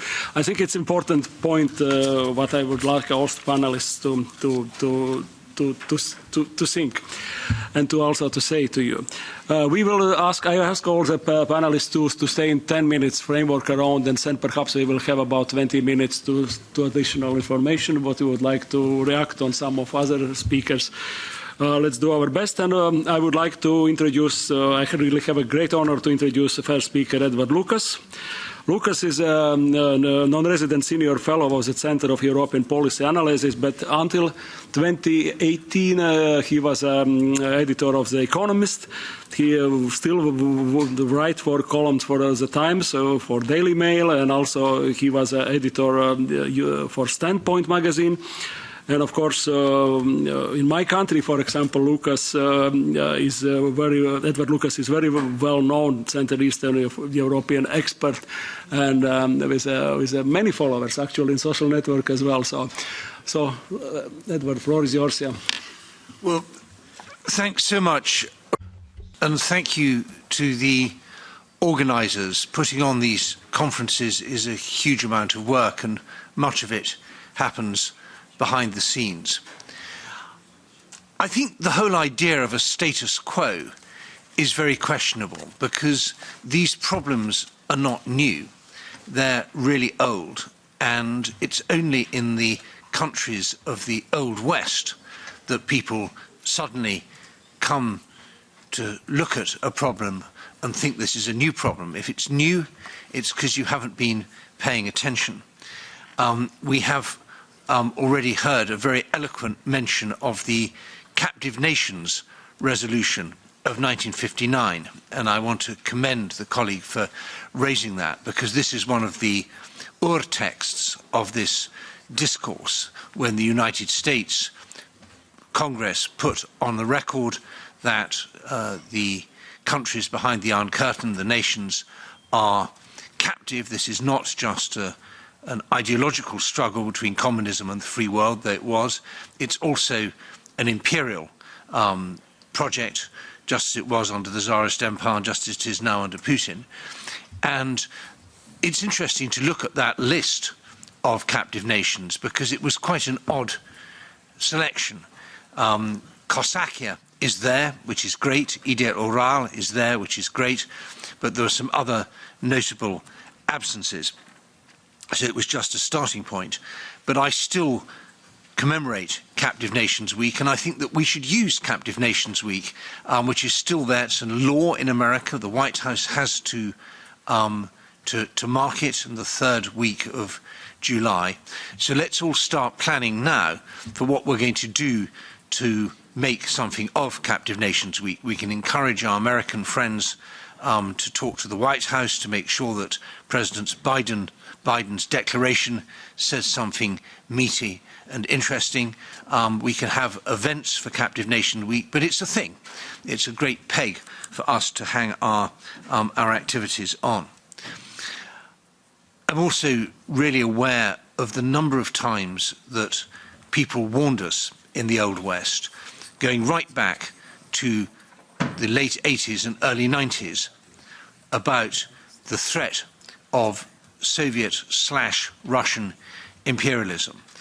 And we made a huge mistake in the Old West in 1989-91 because we thought three things had happened, and actually only two things had happened. We thought the communist system of economic planning had collapsed, and indeed it did, though that collapsed well before 1991. We thought the Soviet Communist Party's monopoly of power collapsed, and it did, although that also happened before 1991 with the quasi-free elections. And there was a third thing that we thought happened in 1991, and that was the end of the Soviet Empire. But that was a mistake.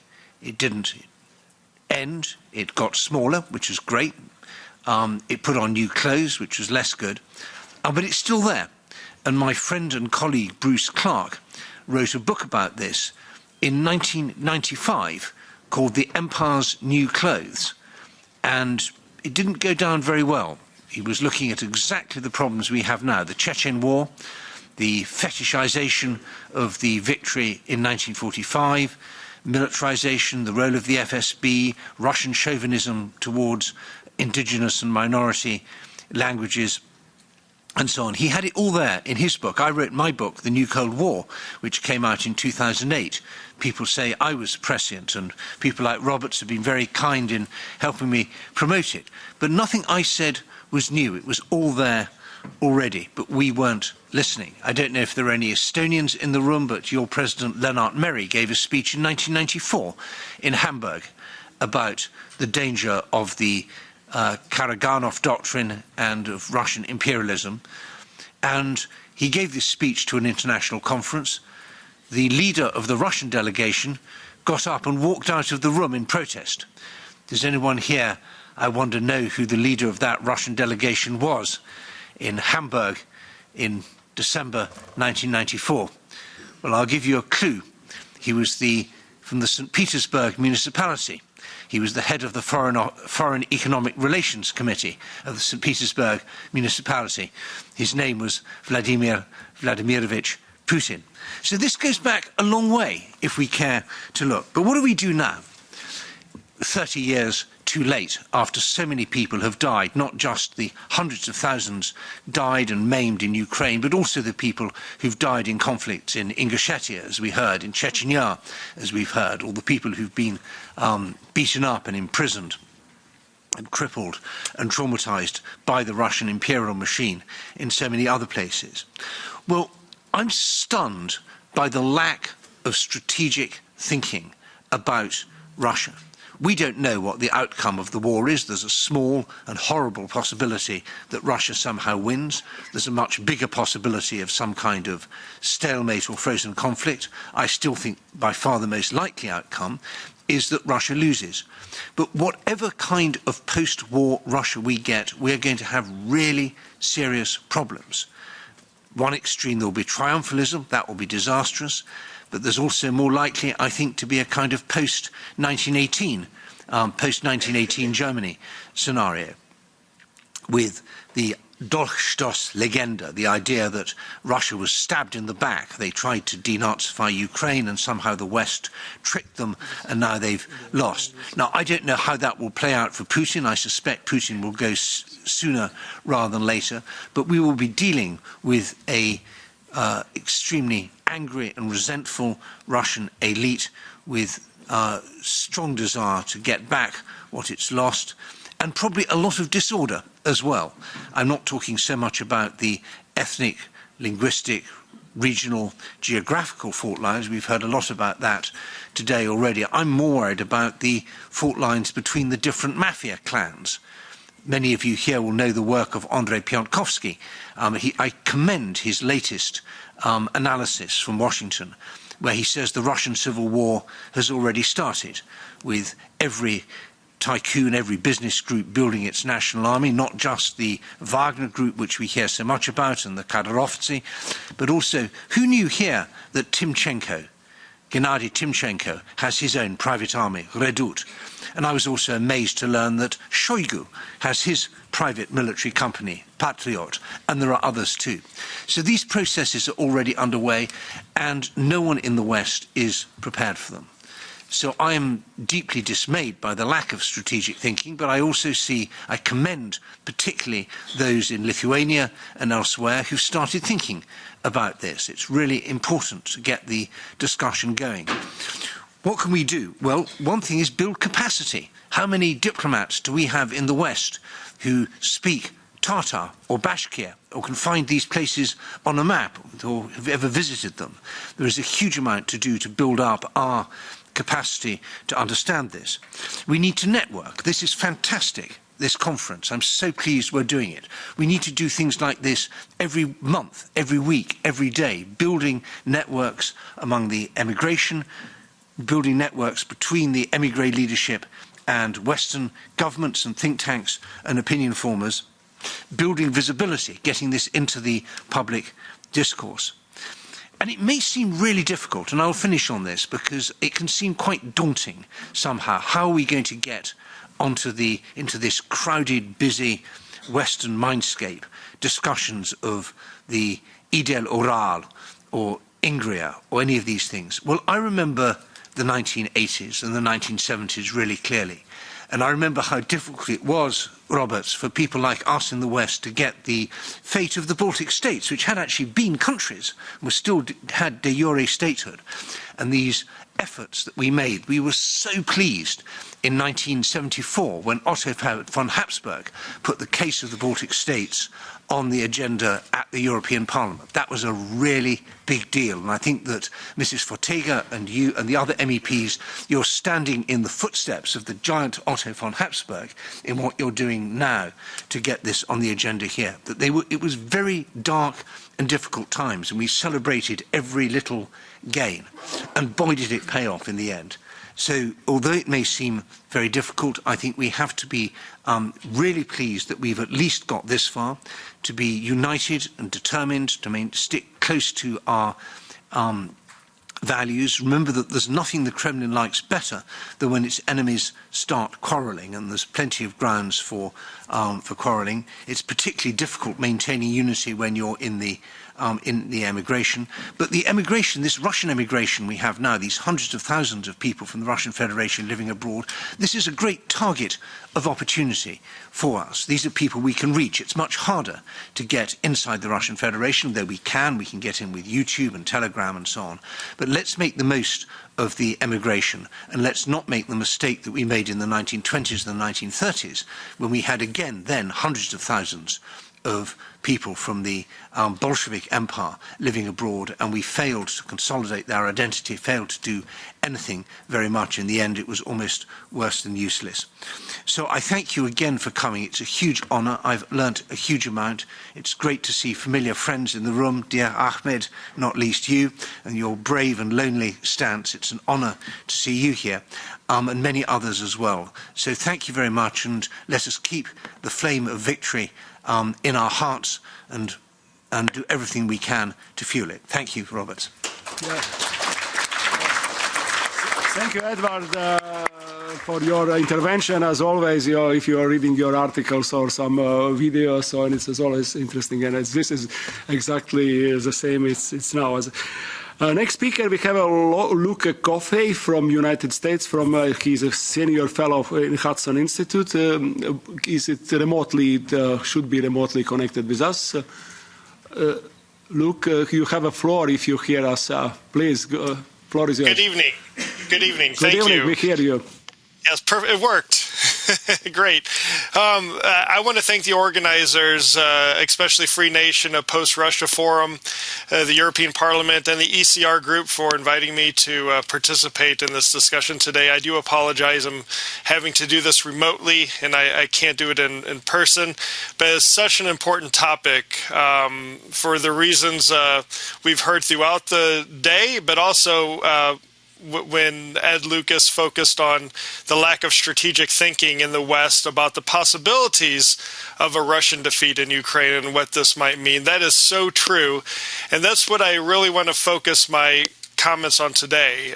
What should we be doing in Washington and in Brussels and London and other capitals in the West to prepare for this very real possibility? I don't believe that the Soviet Union collapsed in 1991. I think what we saw in 1991 was the beginning of the collapse. I think it's still collapsing today. If you look around the region, whether it's border skirmishes between Tajikistan and Kyrgyzstan, the ongoing fighting and tensions between Armenia and Azerbaijan, Russia's invasion of Georgia in 2008, its annexation of Crimea in 2014, its large-scale invasion of Ukraine in February of last year, these are all signs that the Soviet Union is still collapsing, and we have not seen the outcome of this collapse yet. I believe that history has the ability to condense time. And when historians 200 years from now are writing about the era that is the breakup of the Soviet Union, they will likely identify Russia's invasion of Ukraine, and large-scale invasion of Ukraine in February of 2022 as perhaps the most consequential part of the breakup and collapse of the Soviet Union, and probably the final act of this collapse. So the topic of the panel, Western policy toward Russia beyond the status quo, what does this mean? The full collapse of the Soviet Union and the breakup of the Russian Federation. What does this mean for the West?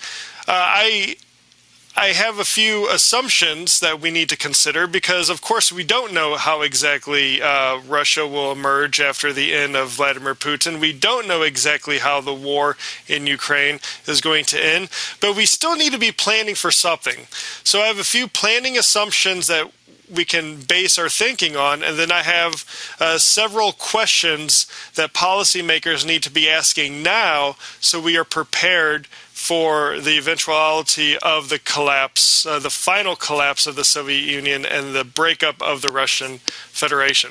So the first planning assumption, which we can all agree on because it's been the topic of today's conference, is that Russia will further fragment.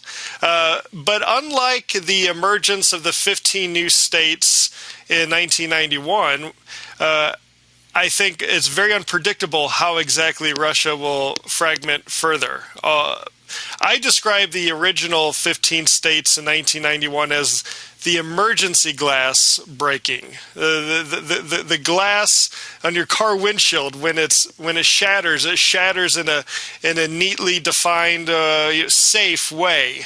The next round of breakup, the next round of glass shattering, will not be like this. It'll be very unpredictable. It could be very dangerous, and it will not be clean-cut or straightforward. And we need to start thinking about this. The next assumption is that we must consider is that there will be tens of thousands of young men disproportionately from ethnic minority regions of Russia that will have combat experience from fighting in Ukraine that will return home to their regions with little or no economic or social future. And many of these regions were represented here today, and they've been prone to independence movements and calls for self-determination, and this could accelerate these calls of self-determination and independence when these large number of young unemployed combat vets return back home if Russia's defeated in Ukraine. The other assumption, thinking more broadly and geopolitically, is that in any collapse of the Russian government, China and Turkey both will play a role throughout the region, trying to increase their own influence at the expense of Moscow's influence. Often this will take place outside of the borders of the Russian Federation as we know them today, but this competition and this desire to maximize influence could also take place inside the borders as we know of today regarding the Russian Federation. The next assumption, and Ed Lucas already talked about this, we should assume that the private armed groups will proliferate, and that these so-called private armies or subnational armed groups will become important power brokers for better or for worse in a post-Putin Russia. Especially when we'll have a society that will have tens of thousands of combat veterans because of Russia's invasion of Ukraine. The next assumption is that Putin's replacement, whoever he or she might not be, will not be Thomas Jefferson. It is likely that the next person who replaces Vladimir Putin will be just as nationalistic and authoritarian, and Western policymakers should stop hoping and wishing for this so-called moderate Russian leader that wants peace with its neighbors and wants reforms at home and wants to recognize the self-determination inside Russia's current borders today. And then the final assumption we need to prepare for and assume is that Russia will be back. Regardless of how bad Russia's defeat in Ukraine might be, regardless of how degraded the Russian economy and military could become as a result, Moscow will never abandon its imperial designs on Eastern Europe. And even if rearming and rebuilding takes several decades, Moscow will continue to be a threat to its neighbors, and the US and NATO should have their force posture based on this assumption. This idea, like we saw in the early 1990s, the so-called peace dividend, where we can pull back militarily from Europe because we have this new Russia. We should learn from this mistake. Now, I will conclude by posing several questions that policymakers in the West should be asking right now when it comes to preparing for this eventuality. The first question is, what can the U.S. and its allies start doing now to coordinate an international response for the inevitable calls for independence and self-determination that will emerge across Russia? It's been an honor to be a part of an event like this today with so many brave, courageous patriots representing their people and their nations. And there's no doubt that we will hear calls for self-determination in the future if the Russian Federation collapses. And the traditional mechanisms for decolonization, like the UN Special Committee on Decolonization, is not fit for purpose to deal with this new challenge. I mean, after all, Russia and China currently sits on the UN Special Committee on Decolonization. So we need to start thinking about the structures now to put them in place on how we can recognize these calls for self-determination. The next question that U.S. partners and NATO members and regional countries need to think about is how to stop internal fighting, internal civil war, and internal insurgencies inside Russia from spreading across the region. There's no easy answer to this, but the U.S. should start right now working with key countries across the broader region to enhance bilateral cooperation on security and military and law enforcement matters. That would be a good place to start. The next question is, how can the U.S. and our partners coordinate an international response to safeguard Russia's weapons of mass destruction?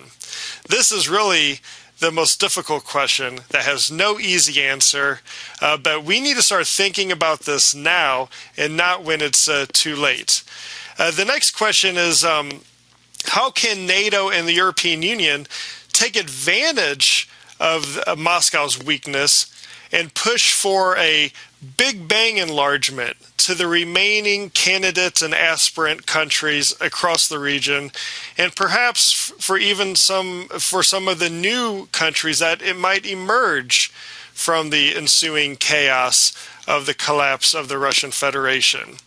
There are several countries in the region that aspire to someday join the EU or NATO, but Russia has a de facto veto on this. We don't like to admit it, but that's the reality. And if the Russian Federation dissolves, then it really opens up new possibilities for some of these countries. And so what institutional reforms do we need to start thinking about now, let's say inside the EU or inside NATO, that can make bringing some of these countries into these organizations smoother and faster? The next question policymakers need to ask is how can the U.S. and its partners coordinate economic and reconstruction assistance for the regions that are currently under Russian occupation and for those regions inside the Russian Federation that will be seeking independence and self-determination. It is in America's interest, it's in the interests of our partners in Europe that we get these countries that have suffered from Russian aggression back on their feet economically. This will bring stability and security to the region, and we need to start thinking about what we can do to prepare for this now.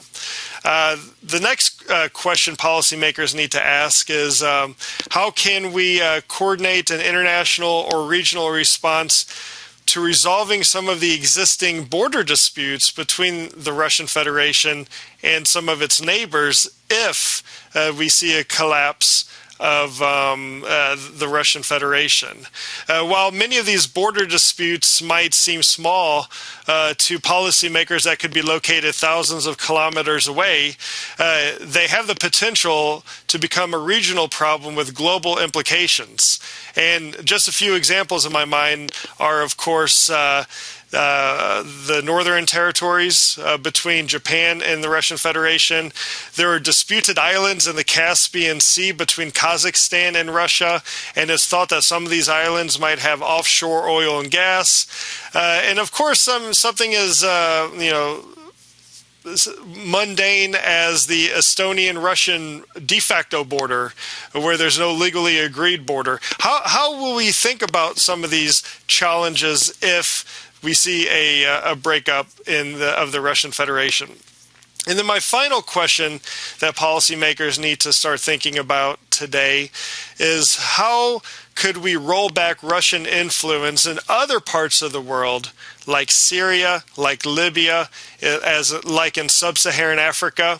If Russian influence declines because the Russian Federation collapses and the Kremlin's client states and proxy forces are affected by this, the U.S. needs to start working now with partners to develop a strategy to increase Western influence in these regions where Russian influence could decline. So in conclusion, I do believe that Russia's invasion of Ukraine in February of last year changed the security situation in the transatlantic community in a way not seen since World War II. And we have this once-in-a-lifetime opportunity to help Ukraine win and to put Russia back in its geopolitical box for a couple of generations so we can start planning accordingly on how to advance our interests, our goals, in recognizing self-determination and bringing stability and security across the broader region. And today's conference is an important step along this path to realize this outcome. Thank you very much again for inviting me to speak and to participate today. Yeah, thank you very much, Luke, for your excellent structuring of challenges ahead and also for the right questions you asked. I hope you will deliver maybe also to somewhere in US those same questions for those who are responsible for that. So next speaker is Ilya Ponomarev, a Russian politician, businessman, and opposition, of course, the person who was the only one in State Duma in March 2014 who voted against annexation of Crimea to Russia. So, floor is yours, Ilya.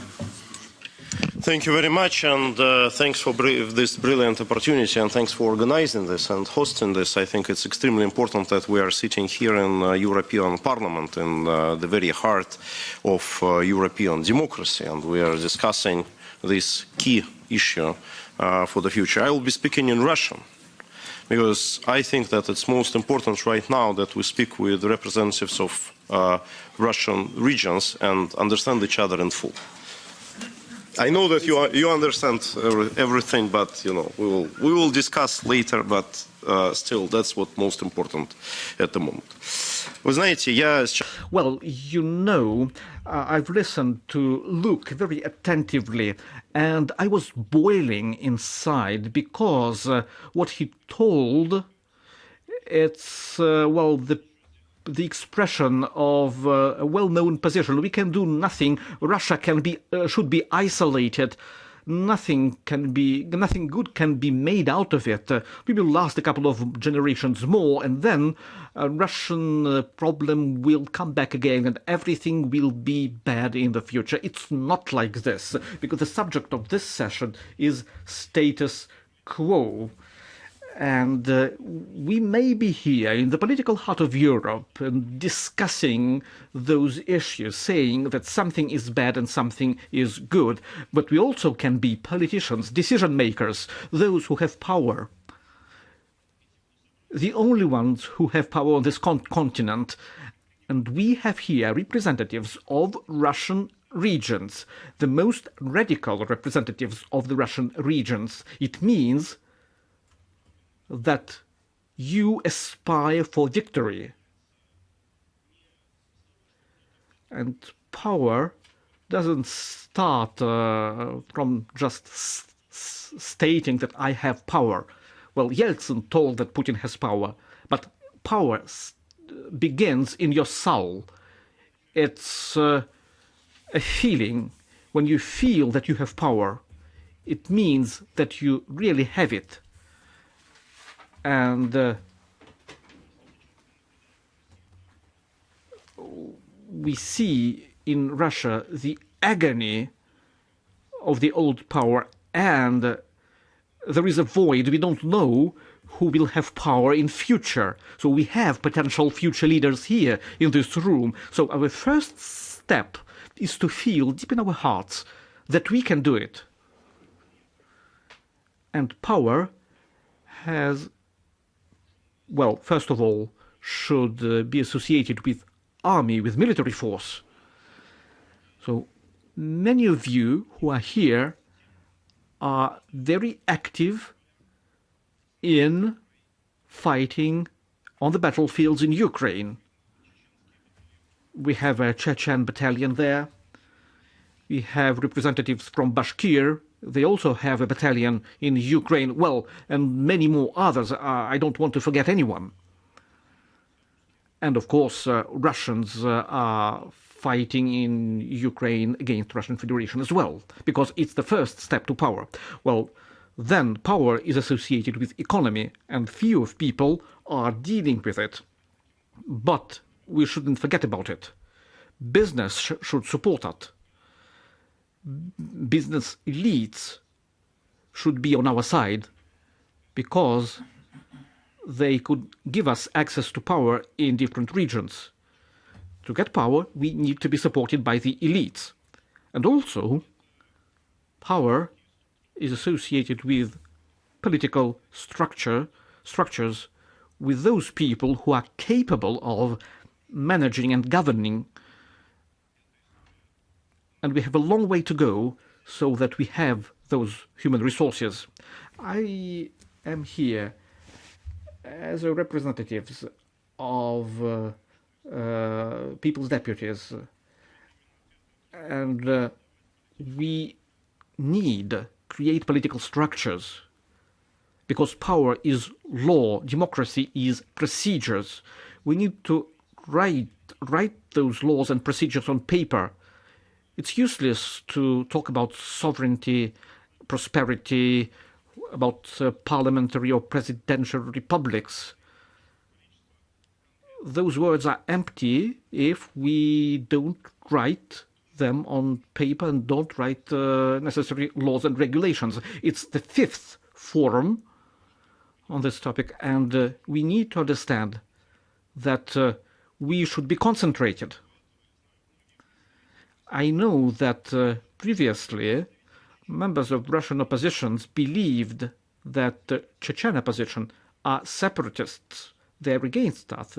They are not supporting our cause. But this time is long gone away.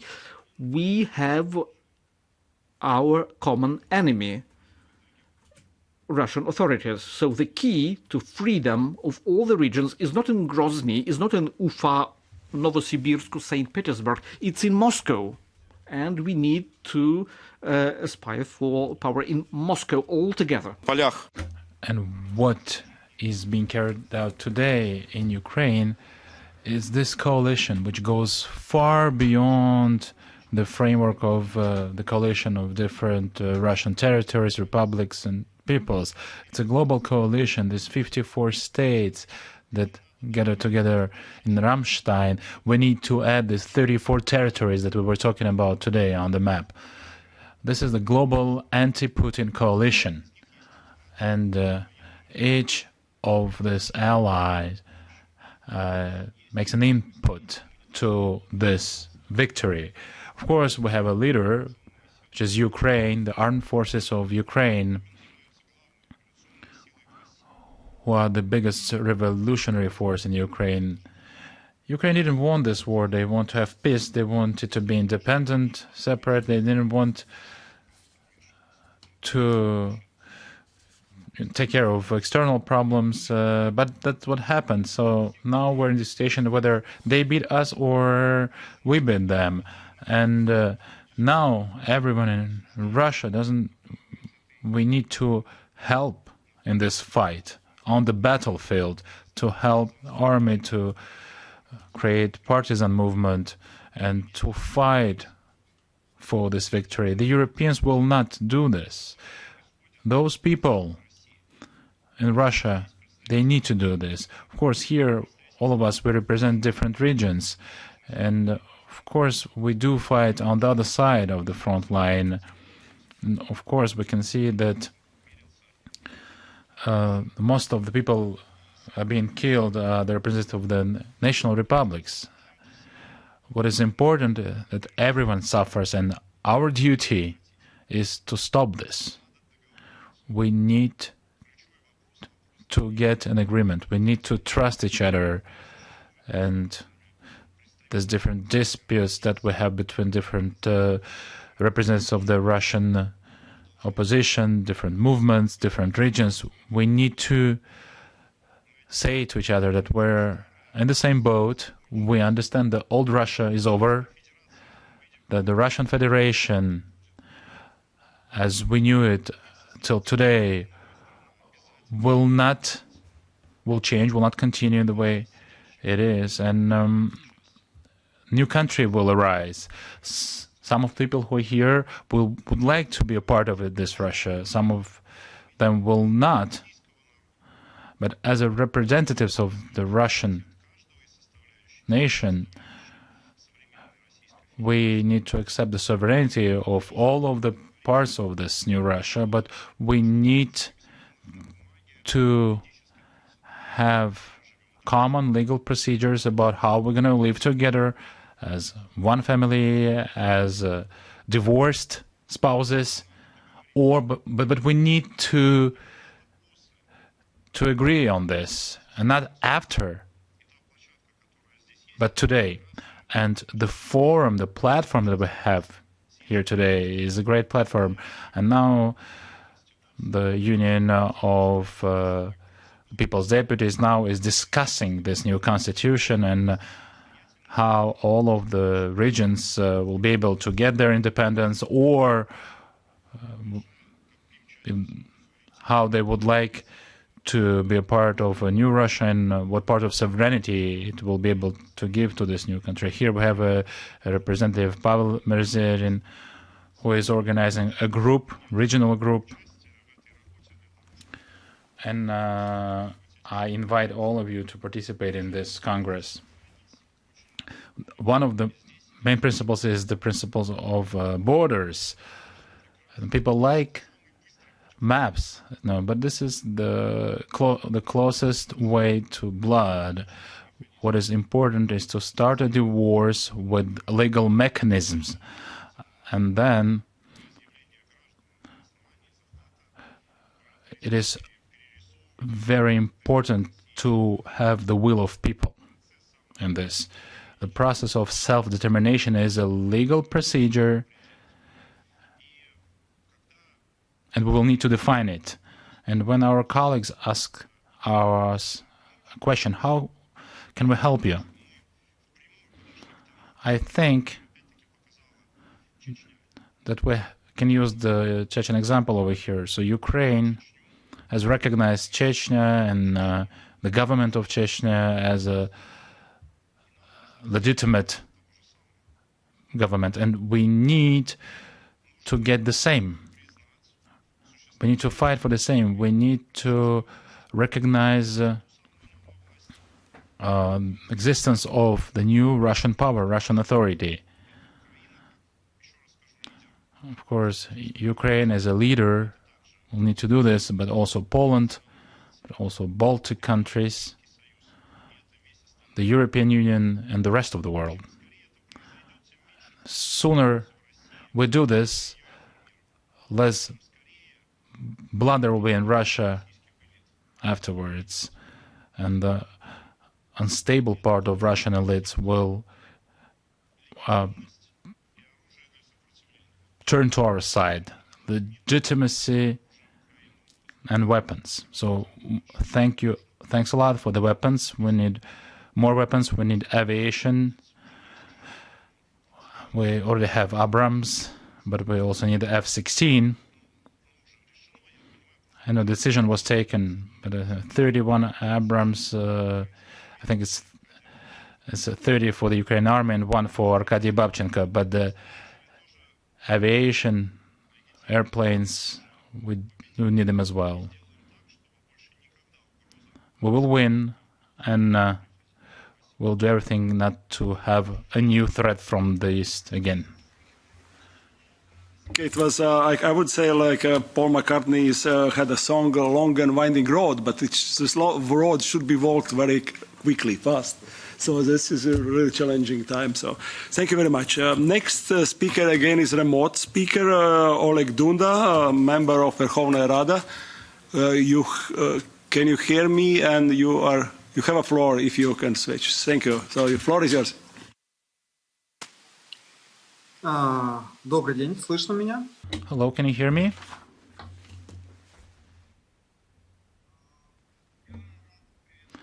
I'm happy to be at this conference. Fortunately, I work remotely. It would be great to get acquainted to new people, to new friends, but unfortunately, I'm here in Kiev and need to work with you remotely. I was listening very carefully to today's speeches. I would like to react on one of the questions about Ukraine, then we're going to talk about the EU, about the future, etc. First thing, how Ukraine, including me, as an MP, how we will receive reparation when the Russian Empire will collapse? And I would like to answer this question. Well, the reparation, we will receive them not after a peace agreement, but after the Russian Empire signs a capitulation, which foresees, of course, its dismantlement. How can it happen? Well, we see that the most of the money Russia gets from the region, starting from Buryatia. And I'm sure and I know that the new government of Ingushetia, of Tatarstan, of Tyumen will be happy to send 15% of the exportation of the raw materials during 10 years as a fee for participation of these regions in the war. It's going to be much less than Tyumen sends today to Moscow. And I'm sure they will say, they will agree on this. And this is how this reparation can happen. I don't see any other possibilities apart from the frozen Russian money away abroad. Coming back to the main discussion, we have heard representatives of different peoples. I'm not going to talk about their interest of dismantlement of the Russian Empire. I would like to talk about the Western Occidental democratic world.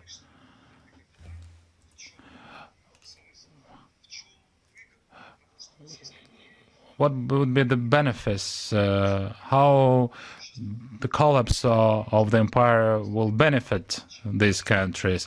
And for this, we need to come back to 1991. This is the EU in 1991. We see 12 countries. Please go back to the previous slide. So we see 12 countries. The GDP is about $6.74 trillion. This is the beginning of this huge European project that we see today. Please, next slide. Well, 23 years later, EU in 2014, and just before the beginning of the big European war waged by Russia. Well, we don't have UK anymore, but it's not important. So the GDP is more than $15 trillion. We see a big successful project, which could happen thanks to the collapse of the Soviet Empire. We wouldn't see that if there were no collapse. And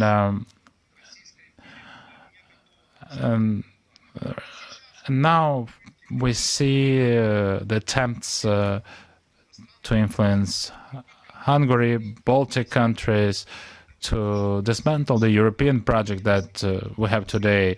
And it is a proof, evidence of the fact, the existence of the project, of the big European project, with a very aggressive neighbor is not possible on their eastern borders. We'll also need to remember that in 1991, and previous speakers talked about this, there was no one from the Big West has foreseen the collapse of the Soviet Empire, of the Russian Empire. Of course, we can remember the chicken speech of George W. Bush. But which is weird, the biggest beneficiaries of this collapse were those who didn't want the collapse. But the errors that we made in 1991, they made this tragedy possible today. And of course, Russian Empire goes to its collapse, but we don't need to repeat our mistakes. Please, next slide. We're at 1991. You see the biggest countries, the leaders of the Western world, the United States of America, the United Kingdom, France, and Germany. And you have the comparison between 1992 and 91-92 and 2014, and you have the GDP per capita and defense budget. What can we see from these numbers? See that the GDP per capita doubled or tripled between 1991 and 2014, but the defense budget didn't double at all. And if you take a look at Germany, it was at 42 billion, and now, and in 2014 it was 46 billion, more or less the same situation in the other countries. So these years were the years of prosperity, the years of blossoming of the Western democracies. And it could happen because the Soviet Empire disappeared. And they were beneficiaries of it. And all the citizens of these countries, they become beneficiaries of it. And the effect could have been much bigger. And it wasn't much bigger because of the errors that were committed, the mistakes. Next slide, please. What I'm talking about, after the collapse of 1991, there were 14 other republics.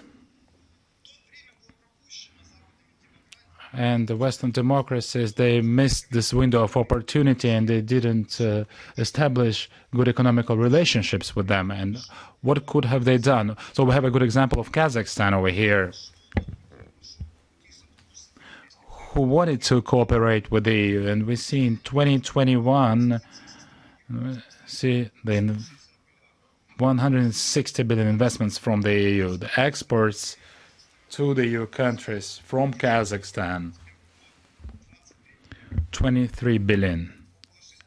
Imports, 6 billion. Almost 6 billion. Kazakhstan as a home for the biggest corporations who actually involved Kazakhstan in this efficient international cooperation, while you have the companies Chevron, Total, etc. And Kazakhstan develops this cooperation with the EU, and this cooperation should have been organized by the EU with Turkmenistan, with Belarus, so we wouldn't have the threat that we have today, with Armenia and other countries. And these are the errors that have been made, and that's what we're talking here today about. Another example. Let's take Azerbaijan. Well, let's imagine Azerbaijan stays under Russia, under Soviet Empire. Who would be Berlin's and Paris' partner, gas and oil partner? I don't think it would be Baku today. And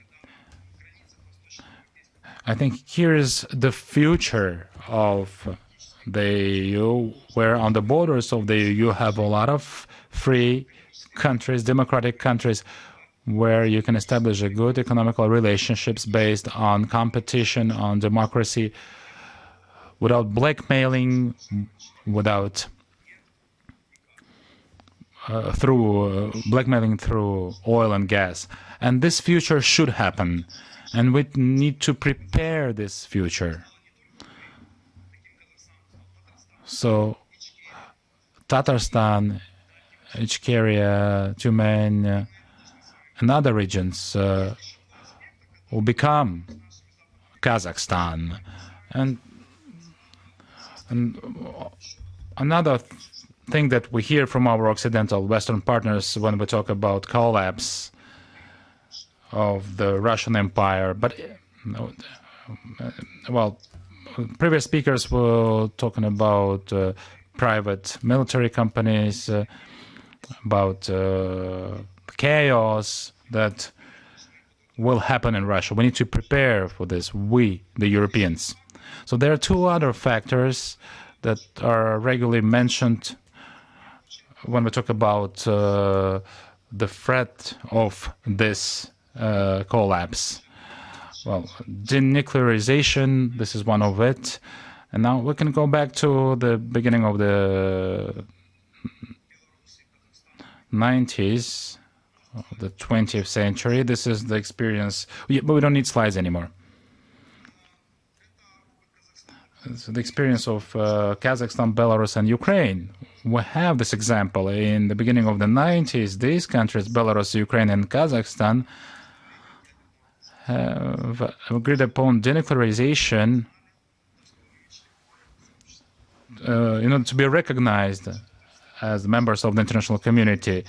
The same will happen to Buryatia or to Tatarstan. Why would Buryatia need nuclear weapons, nuclear arms? Would they wage a war against Tuva? Of course not. Of course, very logically, they will give these weapons to Western democracies in order to be legitimized, in order for their sovereignty to be recognized. And it will happen to all the states, and there are no other possibilities. And if we launch this process correctly, in this space, we'll be able really to denuclearize the whole world. Let's imagine this world without nuclear weapons. So of course, it's going to be a bigger European project than we have today. And another thing concerning the lessons that we have to learn from 90s. Different speakers were talking about this before myself. Tatarstan, Kalmyk, Bashkortostan, they have voted for their independence. But at that time, the Western democracies were blind about this process. We need to come back to this process. Tatars, Bashkirs, they have already taken this decision, and we need to recognize them as independent states. We have to give them this possibility. Well, today, very often was the question how EU could help. Well, the first thing is to start the discussion. So we need to define, identify the problem. We can say we don't have alternative today, and we need to prepare ourselves for the future. And we have already launched this process. The other thing that we can decide upon here today with you, we can help these potential states, new states on the territory of post-Russia, to organize the process of self-determination. Very soon we will launch the process of the referendum in Ingria, self-determination of Ingria, of Kuban, of Ural and Siberia and other regions. We need just to receive the support. And then, of course, these states should be recognized as those who want the sovereignty and that are independent. That's what Ukraine did with Ichkeria, and Tatarstan, Bashkortostan will be the next ones. That's what was said, by the way, was said by the Polish government. And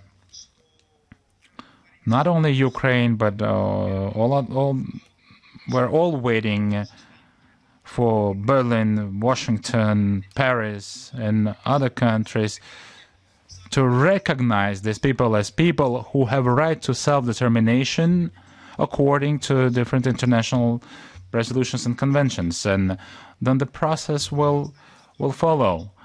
We would need just to help them. Let's launch this. Let's start this. Thank you very much for your invitation. And well, I hope that those who haven't met yet will be able to do this soon in the future.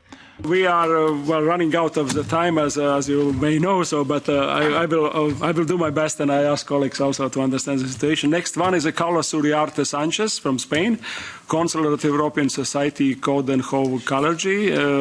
He's a lawyer in different institutes and also companies, and Secretary General of Pan-Europa Spain. Floor is yours. Okay. Dear colleagues, let me introduce myself. My name is Carlos Uriarte Sanchez, Secretary General of Pan-Europa Spain. I'm Professor of Law at Rey Juan Carlos University in Madrid, Spain. First, I want to thank the organizers for bringing me the opportunity to talk in this forum. I'm so glad to be here. Thank you. After the pandemic of COVID-19, when we thought the world would start a time of recovery, not only in Europe, but in the whole world. However, the Russian Federation decided to begin a war not only face Ukraine, but face the liberal and democratic world, with the target of destroying the liberal order and the multilateral order created after the Second World War. The response of the democratic world was clear, and we have jointly faced this aggression of Russia against Ukraine. This huge effort of the European Union and NATO allies will not stop. We cannot keep the same status quo in relation with Russia that we had already in the past. We need to finish the war in which the aggressor, Russia, and the victims, Ukrainians, they demand justice and rule of law, and this rule of law and justice must be preferred, and they are not at the same level. We must send a clear message to our authorities and to Russian leadership in this regard. After the war, President Vladimir Putin and other decision makers will be responsible of this war, and they will have to be carried, face the International Penal Court, and Russia will have to pay money compensations, reparations, for the reconstruction of Ukraine. On the other hand, we will need to rebuild our relations with the Russian Federation to build a new space of freedom, democracy, and security in Europe. We will need to rebuild confidence and dialogue with Russia as an important player in the international politics. We will have to help Russia to develop their democratic institutions. We must support the democrats in Russia and in Belarus. Going into the topic, Ukraine's war have turned up all the warning lights in Europe, and it has opened again new challenges we have seen before in our history. It was in 1952 when René Pleven presented his project to create the European Defence Community, which took effect by the sign of the Treaty of Paris. It was one of the first projects that what today we know as European Union has carried on. Unfortunately, it has. К сожалению, этот проект. And NATO was created under an ideological union, the one which democracy took to win against communism. European Union and NATO have been growing together during all this time, the first in a political way, and the second in a defensive way. I think that one of the most important things we have noticed with the Russian invasion is that we need to adapt our international alliances for nowadays for a globalized world. Europe, we have been many years a bit sleepy due to the peace. We thought that after World War I and World War II, we were not going to see again war in Europe. So we focused regionally on economic growth, generating independence of Russian natural resources, and forgetting to keep on point our armies. I will be clear. It's time for the European Union to start a truly European foreign and security policy compatible with NATO. In this way, I want to say that the joint declaration on European Union-NATO cooperation of the 10th January, it's a good starting point. In its 13th point, it says, we will take the NATO-European Union partnership forward in close consultation and cooperation with all NATO allies and EU member states, in the spirit of full mutual openness and in compliance with the decision-making autonomy of our respective organizations and without prejudice to the specific character of security and defense policy of any of our members. In this context, we view transparency as crucial. We encourage the fullest possible involvement of the NATO allies that are not members of the European Union in its initiatives. We encourage the fullest possible involvement of the European Union members that are not part of the alliance and its initiatives. In this context, the paper of an independent European Union is crucial to take coordinated actions to improve our efficiency and our creation capacity in security affairs next to our borders. Not only if we talk about Ukraine. The recent tensions in North Kosovo have once again shown that the Balkans, southeastern Europe, is a region in need of a clear strategic European Union policy. It's not the first time that Serbian President Alexander Vučić had set fire to this region. Serbia is also doing the same in Montenegro and in Bosnia-Herzegovina. Through its enlargement policy, the European Union has instruments to build up the necessary pressure to Serbia. The European Union only needs to act in a united manner and be prepared to use these instruments in a targeted manner. Another of our threats is China. China is thinking long term. In 2049, the country will celebrate 100 years of the founding of the People's Republic of China. This is a date we must keep in mind when dealing with the Chinese politics, because Beijing's clear goal is to have fully integrated Taiwan into China by then.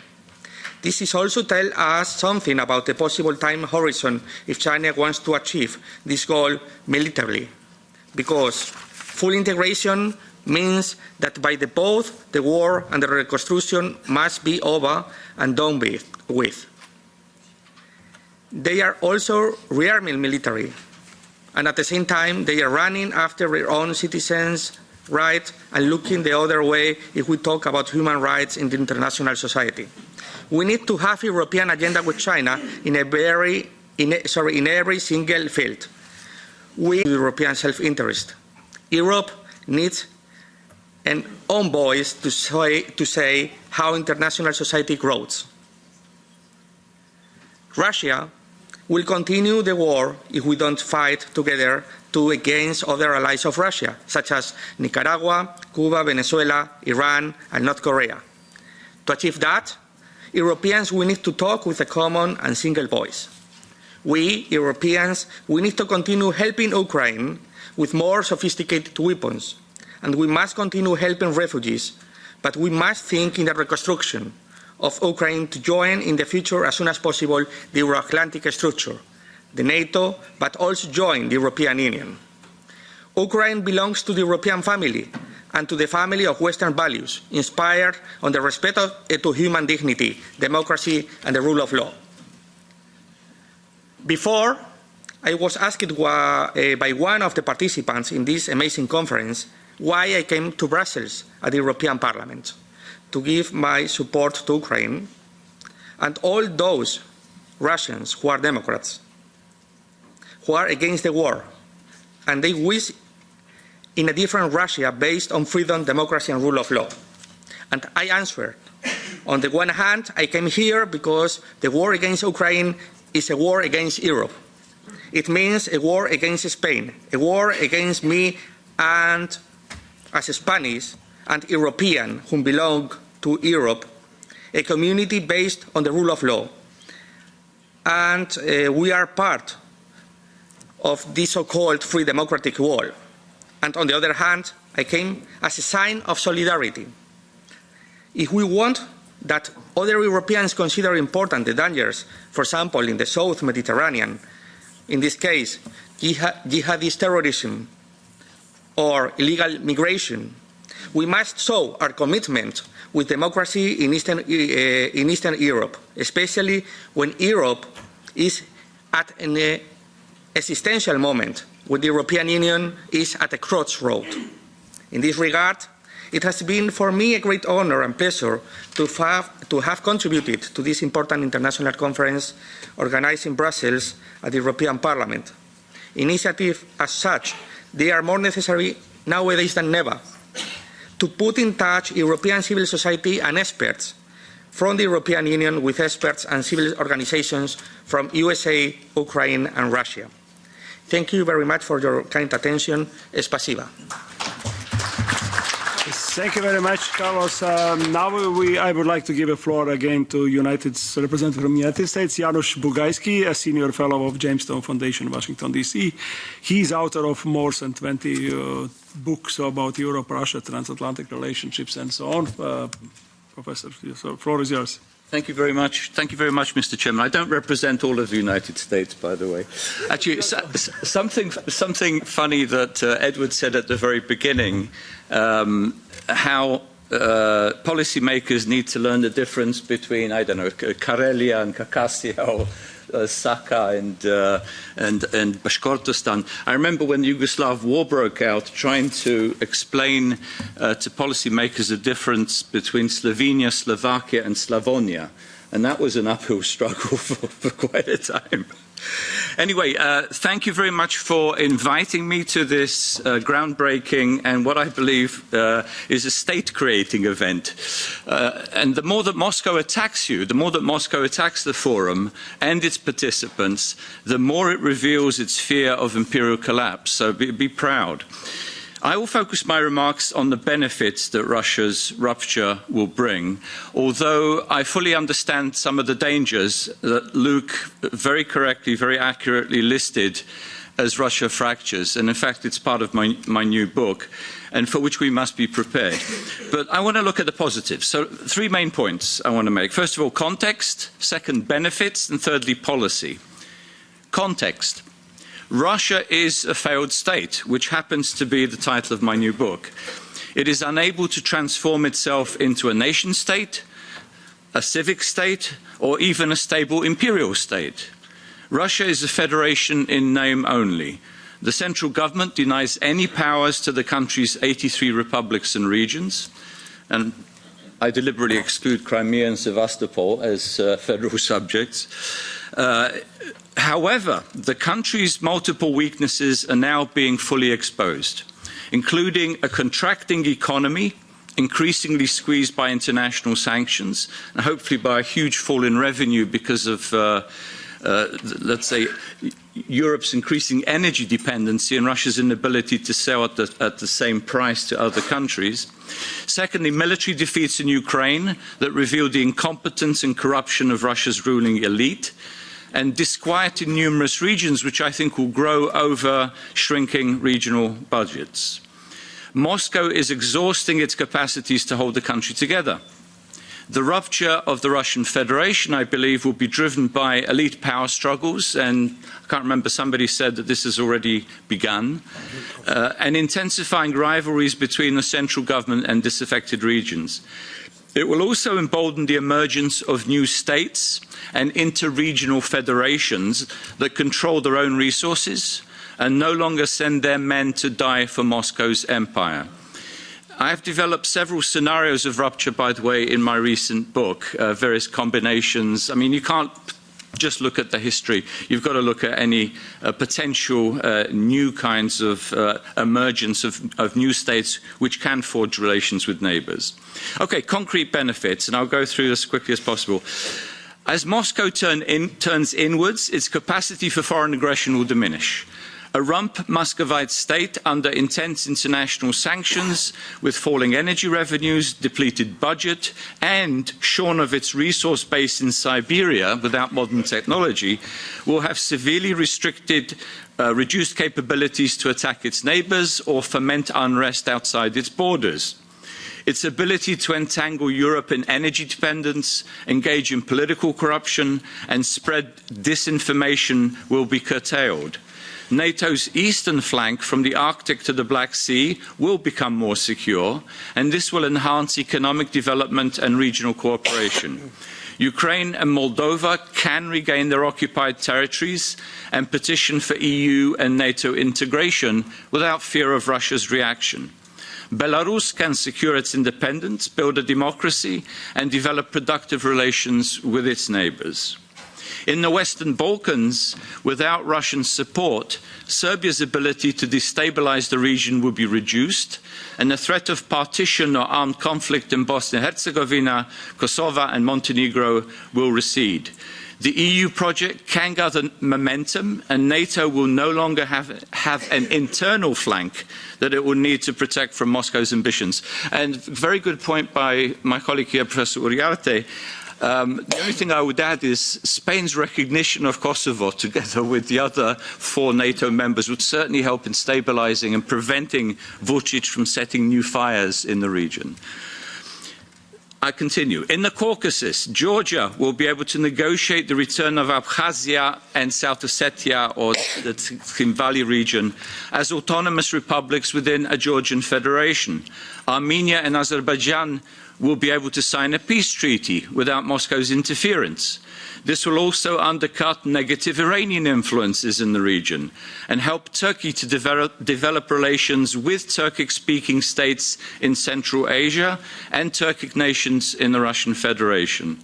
And of course, for our Caucasian friends, as Georgia and Azerbaijan will be able to forge relations with the emerging independent republics of the North Caucasus and help to guide them to become new partners with Western institutions in various domains. Central Asian states will become increasingly liberated and can deepen their energy, economic and security connections with Europe and NATO. We're already witnessing this. How much more outspoken and independently active are the Central Asian countries as they see Russia weakening? Pro-Western states freed from the Russian Federation can enhance stability in several regions of Europe and Eurasia. China will prove a challenge.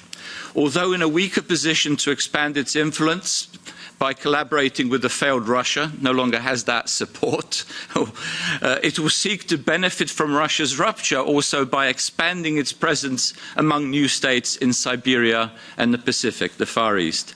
The US and the EU must therefore deepen their presence in these regions and work with Japan, with Canada, South Korea and other countries in the Far East to open up avenues for diplomatic, political and economic cooperation with embryonic allies.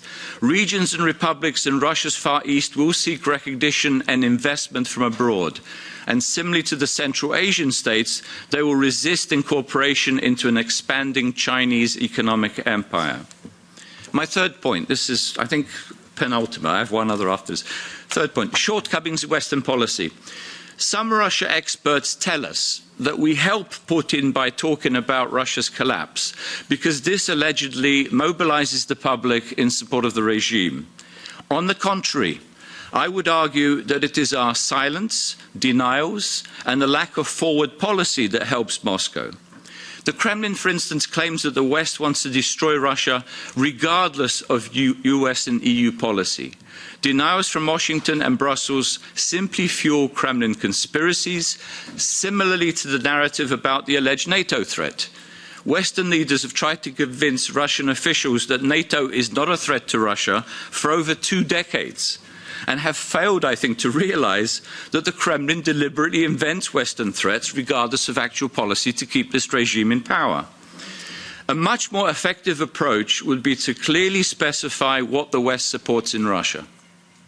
Open backing for pluralism, democracy, federalism, civil rights, and the autonomy of republics and regions can help embolden Russia's citizens by demonstrating that they are not globally isolated, which is the narrative of the regime.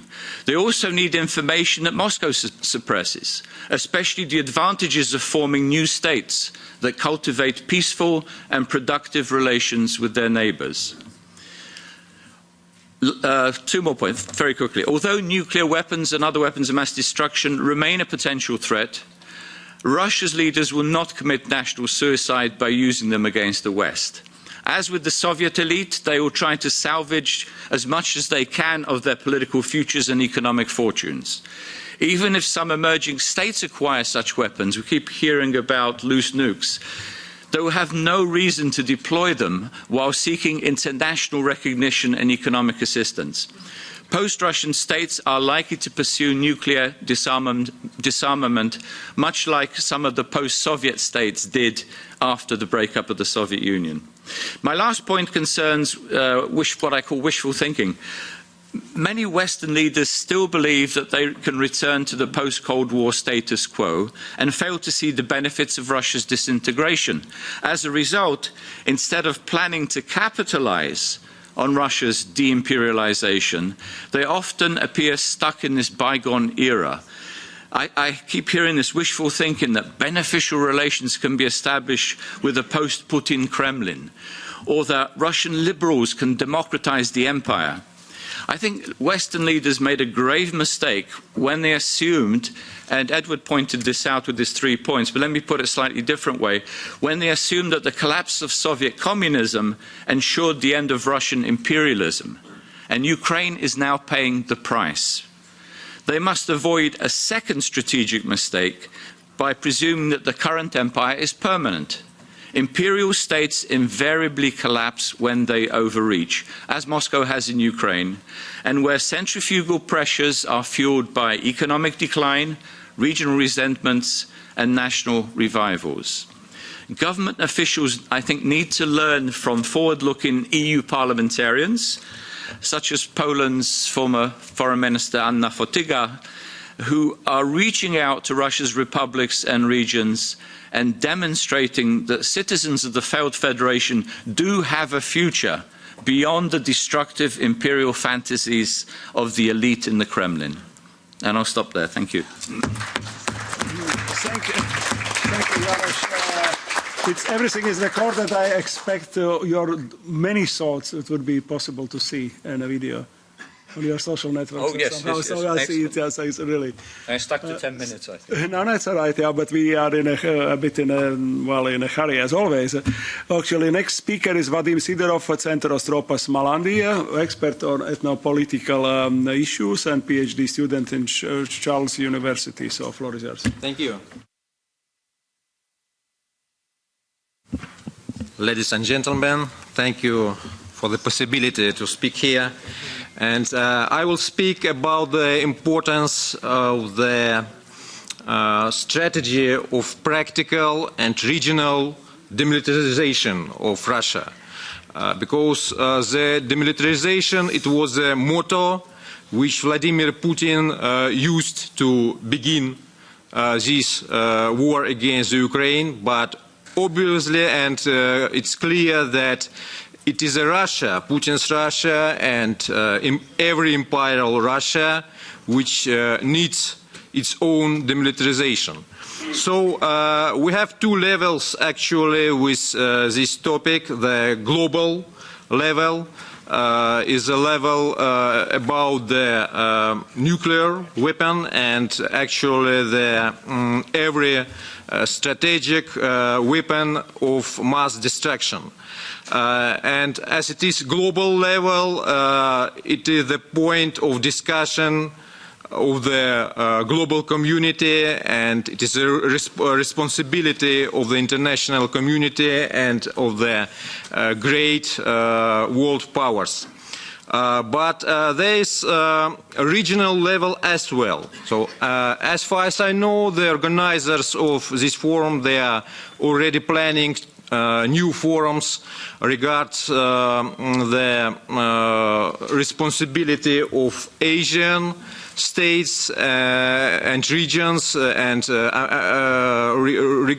regarding the relations of the United States and neighboring countries, but I will speak about specifically about the Europe, because there are border regions of Russian Federation, of current Russian Federation, which even after Russia will extract its arms from the Ukraine, they will remain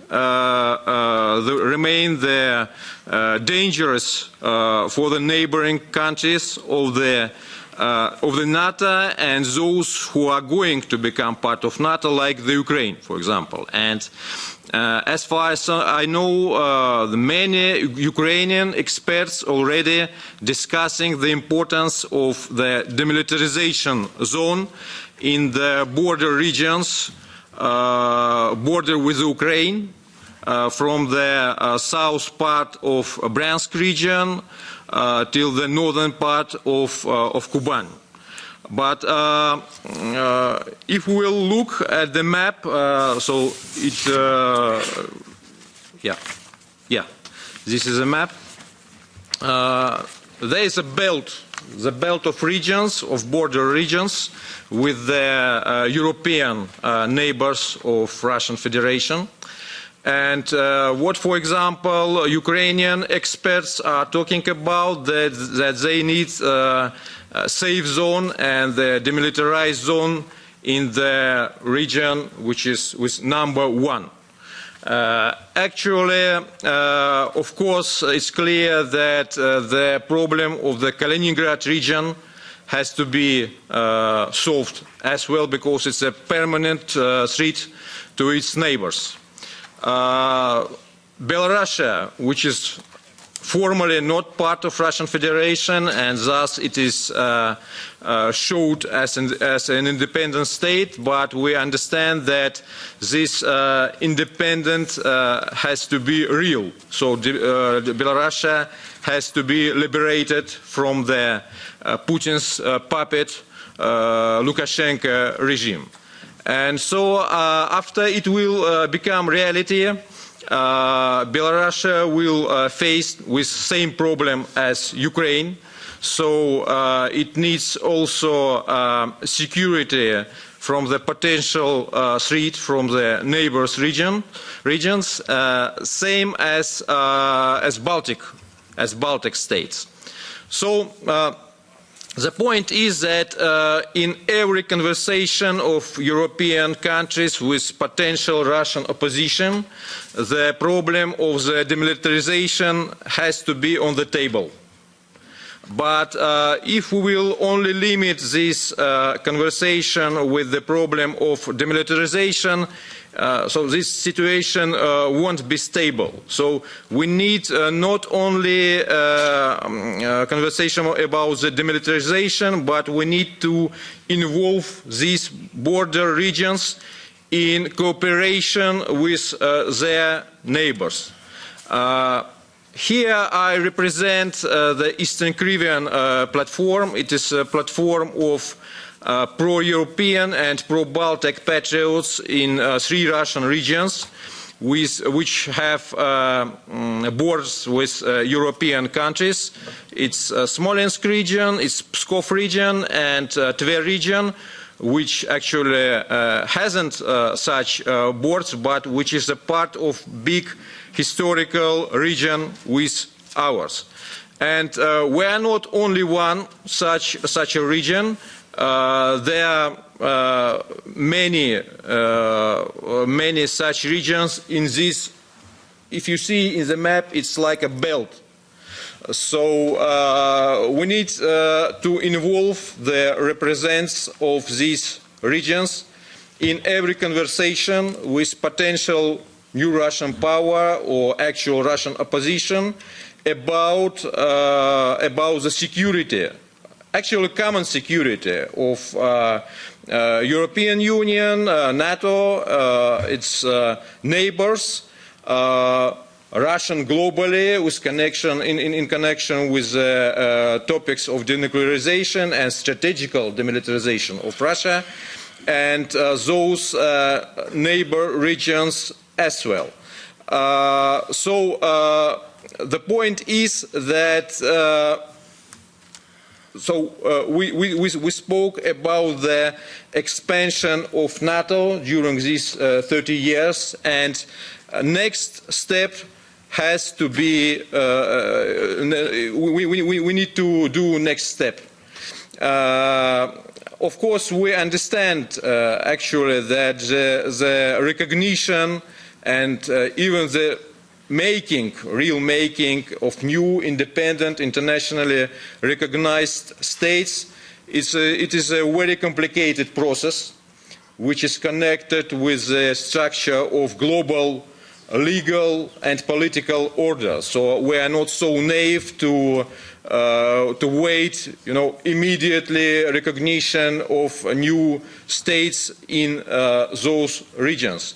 But at the very least, we expect that European countries will think about their own security and will look to those regions of current Russian Federation which are historically connected with them, because all those regions in Russia, like Pskov, like Novgorod, like Ingria, which we spoke about today, like Smolensk region, and so on, they have strong historical connection with Europe. So they want, and at least their pro-European patriots, who we must support, they won't come back to the Europe. Thank you very much. Thank you very much, Vladimir. And well, we have two speakers more. So next one is Reinhard Klauczek from Austria, Secretary General of Pan-European Movement Austria. Floor is yours. Mr. Vice President, ladies and gentlemen, we are speaking about Western policy towards Russia beyond the status quo. So let me have a short look on this status quo. The West is somehow divided into the United States of America and Europe. The United States of America is a world power with a political strategy and a strong military. Europe, in its western part, is a post-heroic society where only about 20% of the population would be ready to defend its own country. Europe is rich and weak. After the fall of the Iron Curtain, the illusion of eternal peace broke out. Military capacities were radically cut. The peace dividend was collected, the money was put into welfare state redistribution programs. Via several initiatives, the West tried to integrate Russia into the community of civilized countries. Think about the Russia-NATO partnership, think about the EU-Russia dialogue. Trade with Russia was intensified, cheap energy was Putin's way to buy politicians in the West. Gerhard Schröder might be the most well-known Western politician who is on Putin's payroll, but he is not the only one. None of these European politicians had any problem to become lobbyists for Russian interests, and many are still active in that. Only in the eastern part of Europe, in the countries which have been under Russian control before the fall of the Iron Curtain, we could hear voices saying, "Take care. Putin is not a friendly guy. He is an old KGB agent who does his job. He is lying." This is the status quo, and that means that we have a political elite in Western European countries which now has to learn its lessons. And this lesson is, first, Putin is not a good guy. You can never trust him. There is no end of history and no eternal peace. The old saying, si vis pacem para bellum, which means be prepared for the war if you want peace, unfortunately still applies and will continue to do so. Russia is not part of European culture. Russia is closer to the Khanate of the Golden Horde than to Western civilization. We must be clear that Russia's war against Ukraine is not just an attack on Ukraine. It is an attack on Europe, on our model of life, on democracy, freedom, liberty, human rights, the rule of law, and market economy. It's a war unleashed by Eastern despotism against Western democracy. This is the lesson our politicians, especially in the western part of Europe, had to learn in the year 2022, and what many politicians still have to learn, as they are still living in this illusion of eternal peace. And we also have to learn the lesson that no European country is strong enough to defend itself against Russian aggression. I'm the Secretary General of the Pan-European Movement in Austria, and we believe that this Europe this is a geopolitical approach of European unification with a clear vision of a European foreign and security policy. And I think Putin's war against Ukraine and Europe proves that we are right with this approach. Europe needs a common European foreign policy and security policy. European foreign policy does not only mean coordination of the foreign policies of 27 member states, but a real foreign policy with a foreign minister for the European Union. This is precisely the question of sovereignty that many national egoists love to talk about, because sovereignty in this specific case means the ability to act and to shape. In terms of potential, a European foreign policy would bring clear added value compared to a purely national state policy. And enlargement policy is part of such an European foreign policy. At the same time, we have to bring our military capabilities back up to a level where we can defend ourselves. This requires more defence budgets and also more European cooperation in defence politics and in the military industry. The West should also immediately confiscate the approximately $300 billion in currency reserves held by the Russian central bank with 7 Western central banks. The money will be necessary for the reconstruction of Ukraine, and it would be a mistake not to do so. In the same way, the legal conditions must be created to be able to use all the frozen assets of Russian oligarchs of the Putin system for reparation. Only a united Europe will be able to secure liberty in Europe. Thank you, Reinhard. And last but not least, of course, is Čedomir Stojković from Serbia. Čedomir Stojković is a lawyer, activist from Belgrade, leader of the group October, Alliance of Free Serbia, which in May 2022 revealed more than 4,000 agents of Vladimir Putin in Serbia. Floor is yours. Thank you very much for inviting me. We have a shortage of time, and I will try to put this in a very short way. But I also need to ask you for patience, because I think the issue is very important, and it's about security of all Europe. So thank you in advance. So I should explain, but because we don't have time, I will put just in this form. We all know about political virus. It's a term that we used. We all know about hybrid operation, which is a term that we use now.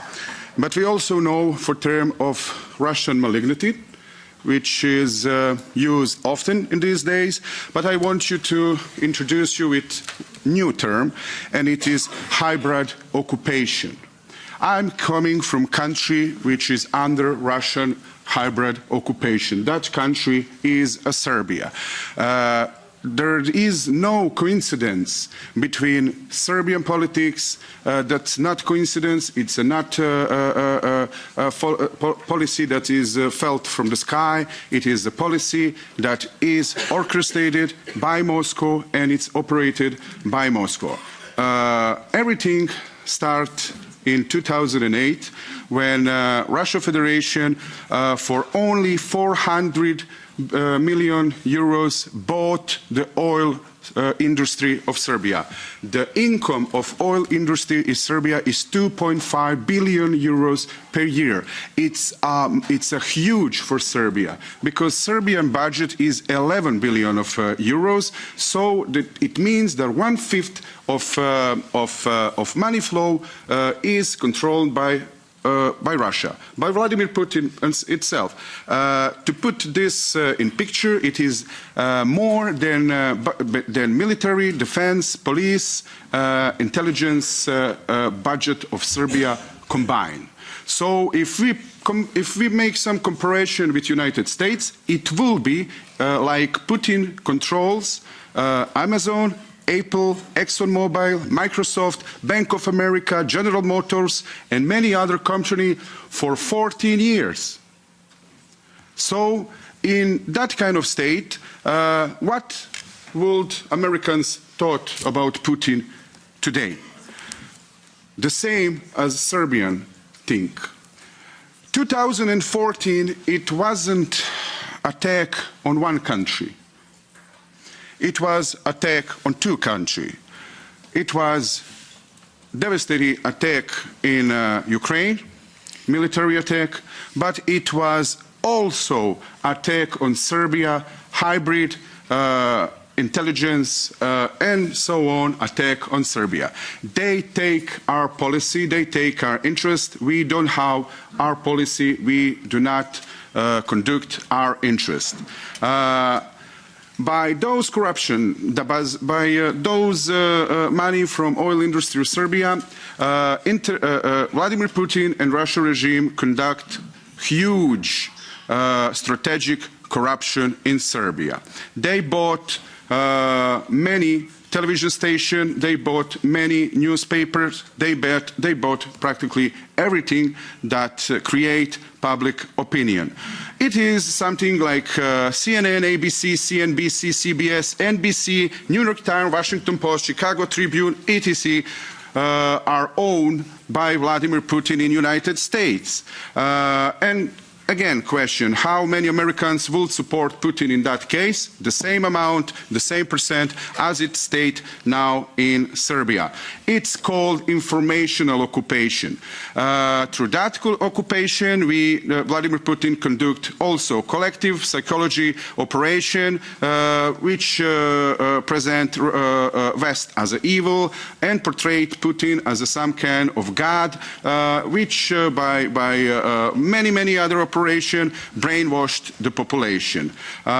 So it's like a real virus, it's very malignant.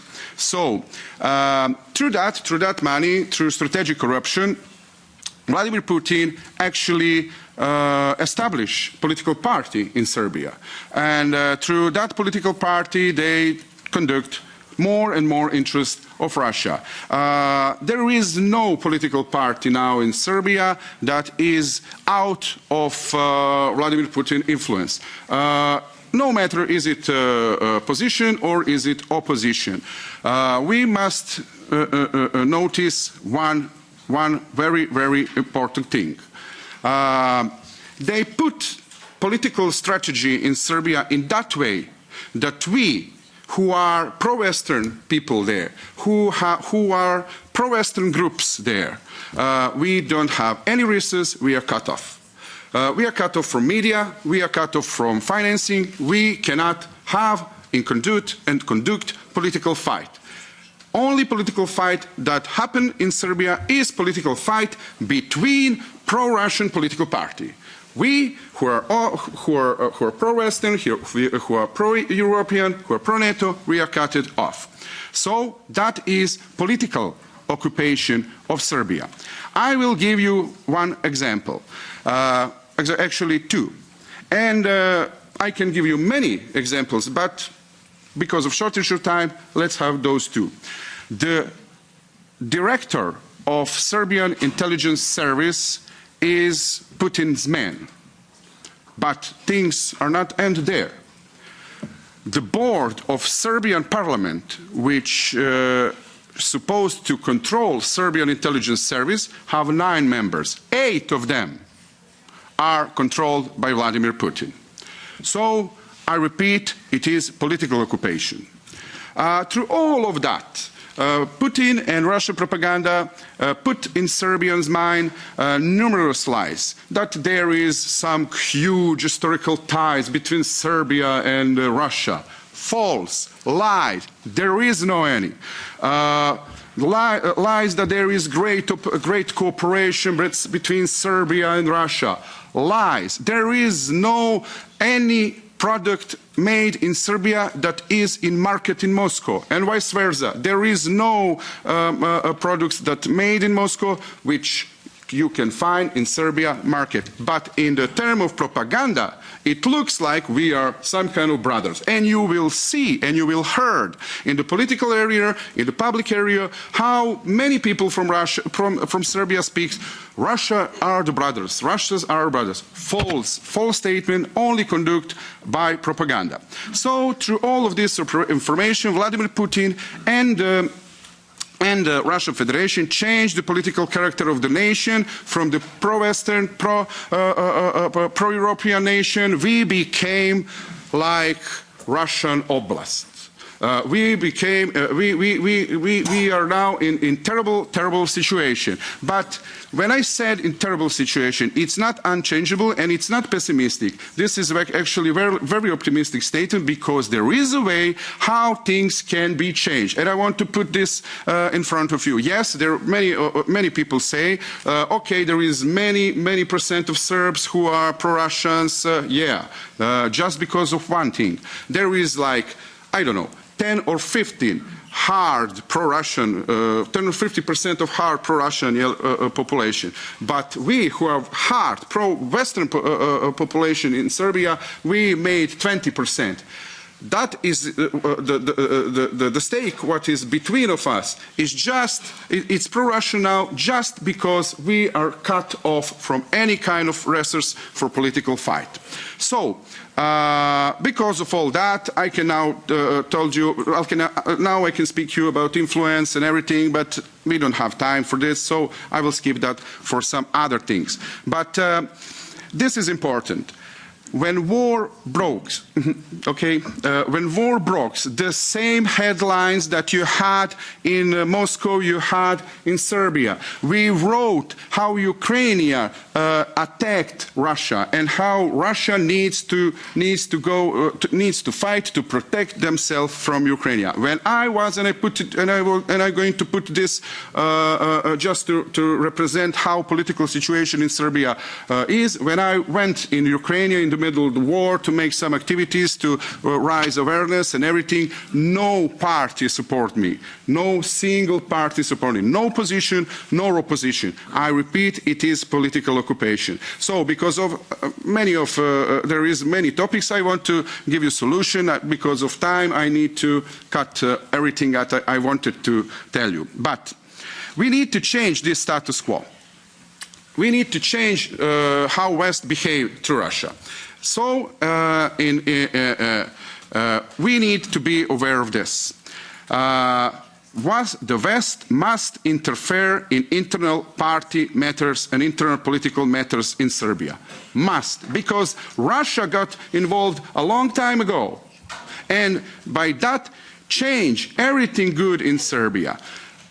When European Union do something good, or United States do something good in Serbia, because of the Russian propaganda, it turns in malignant way.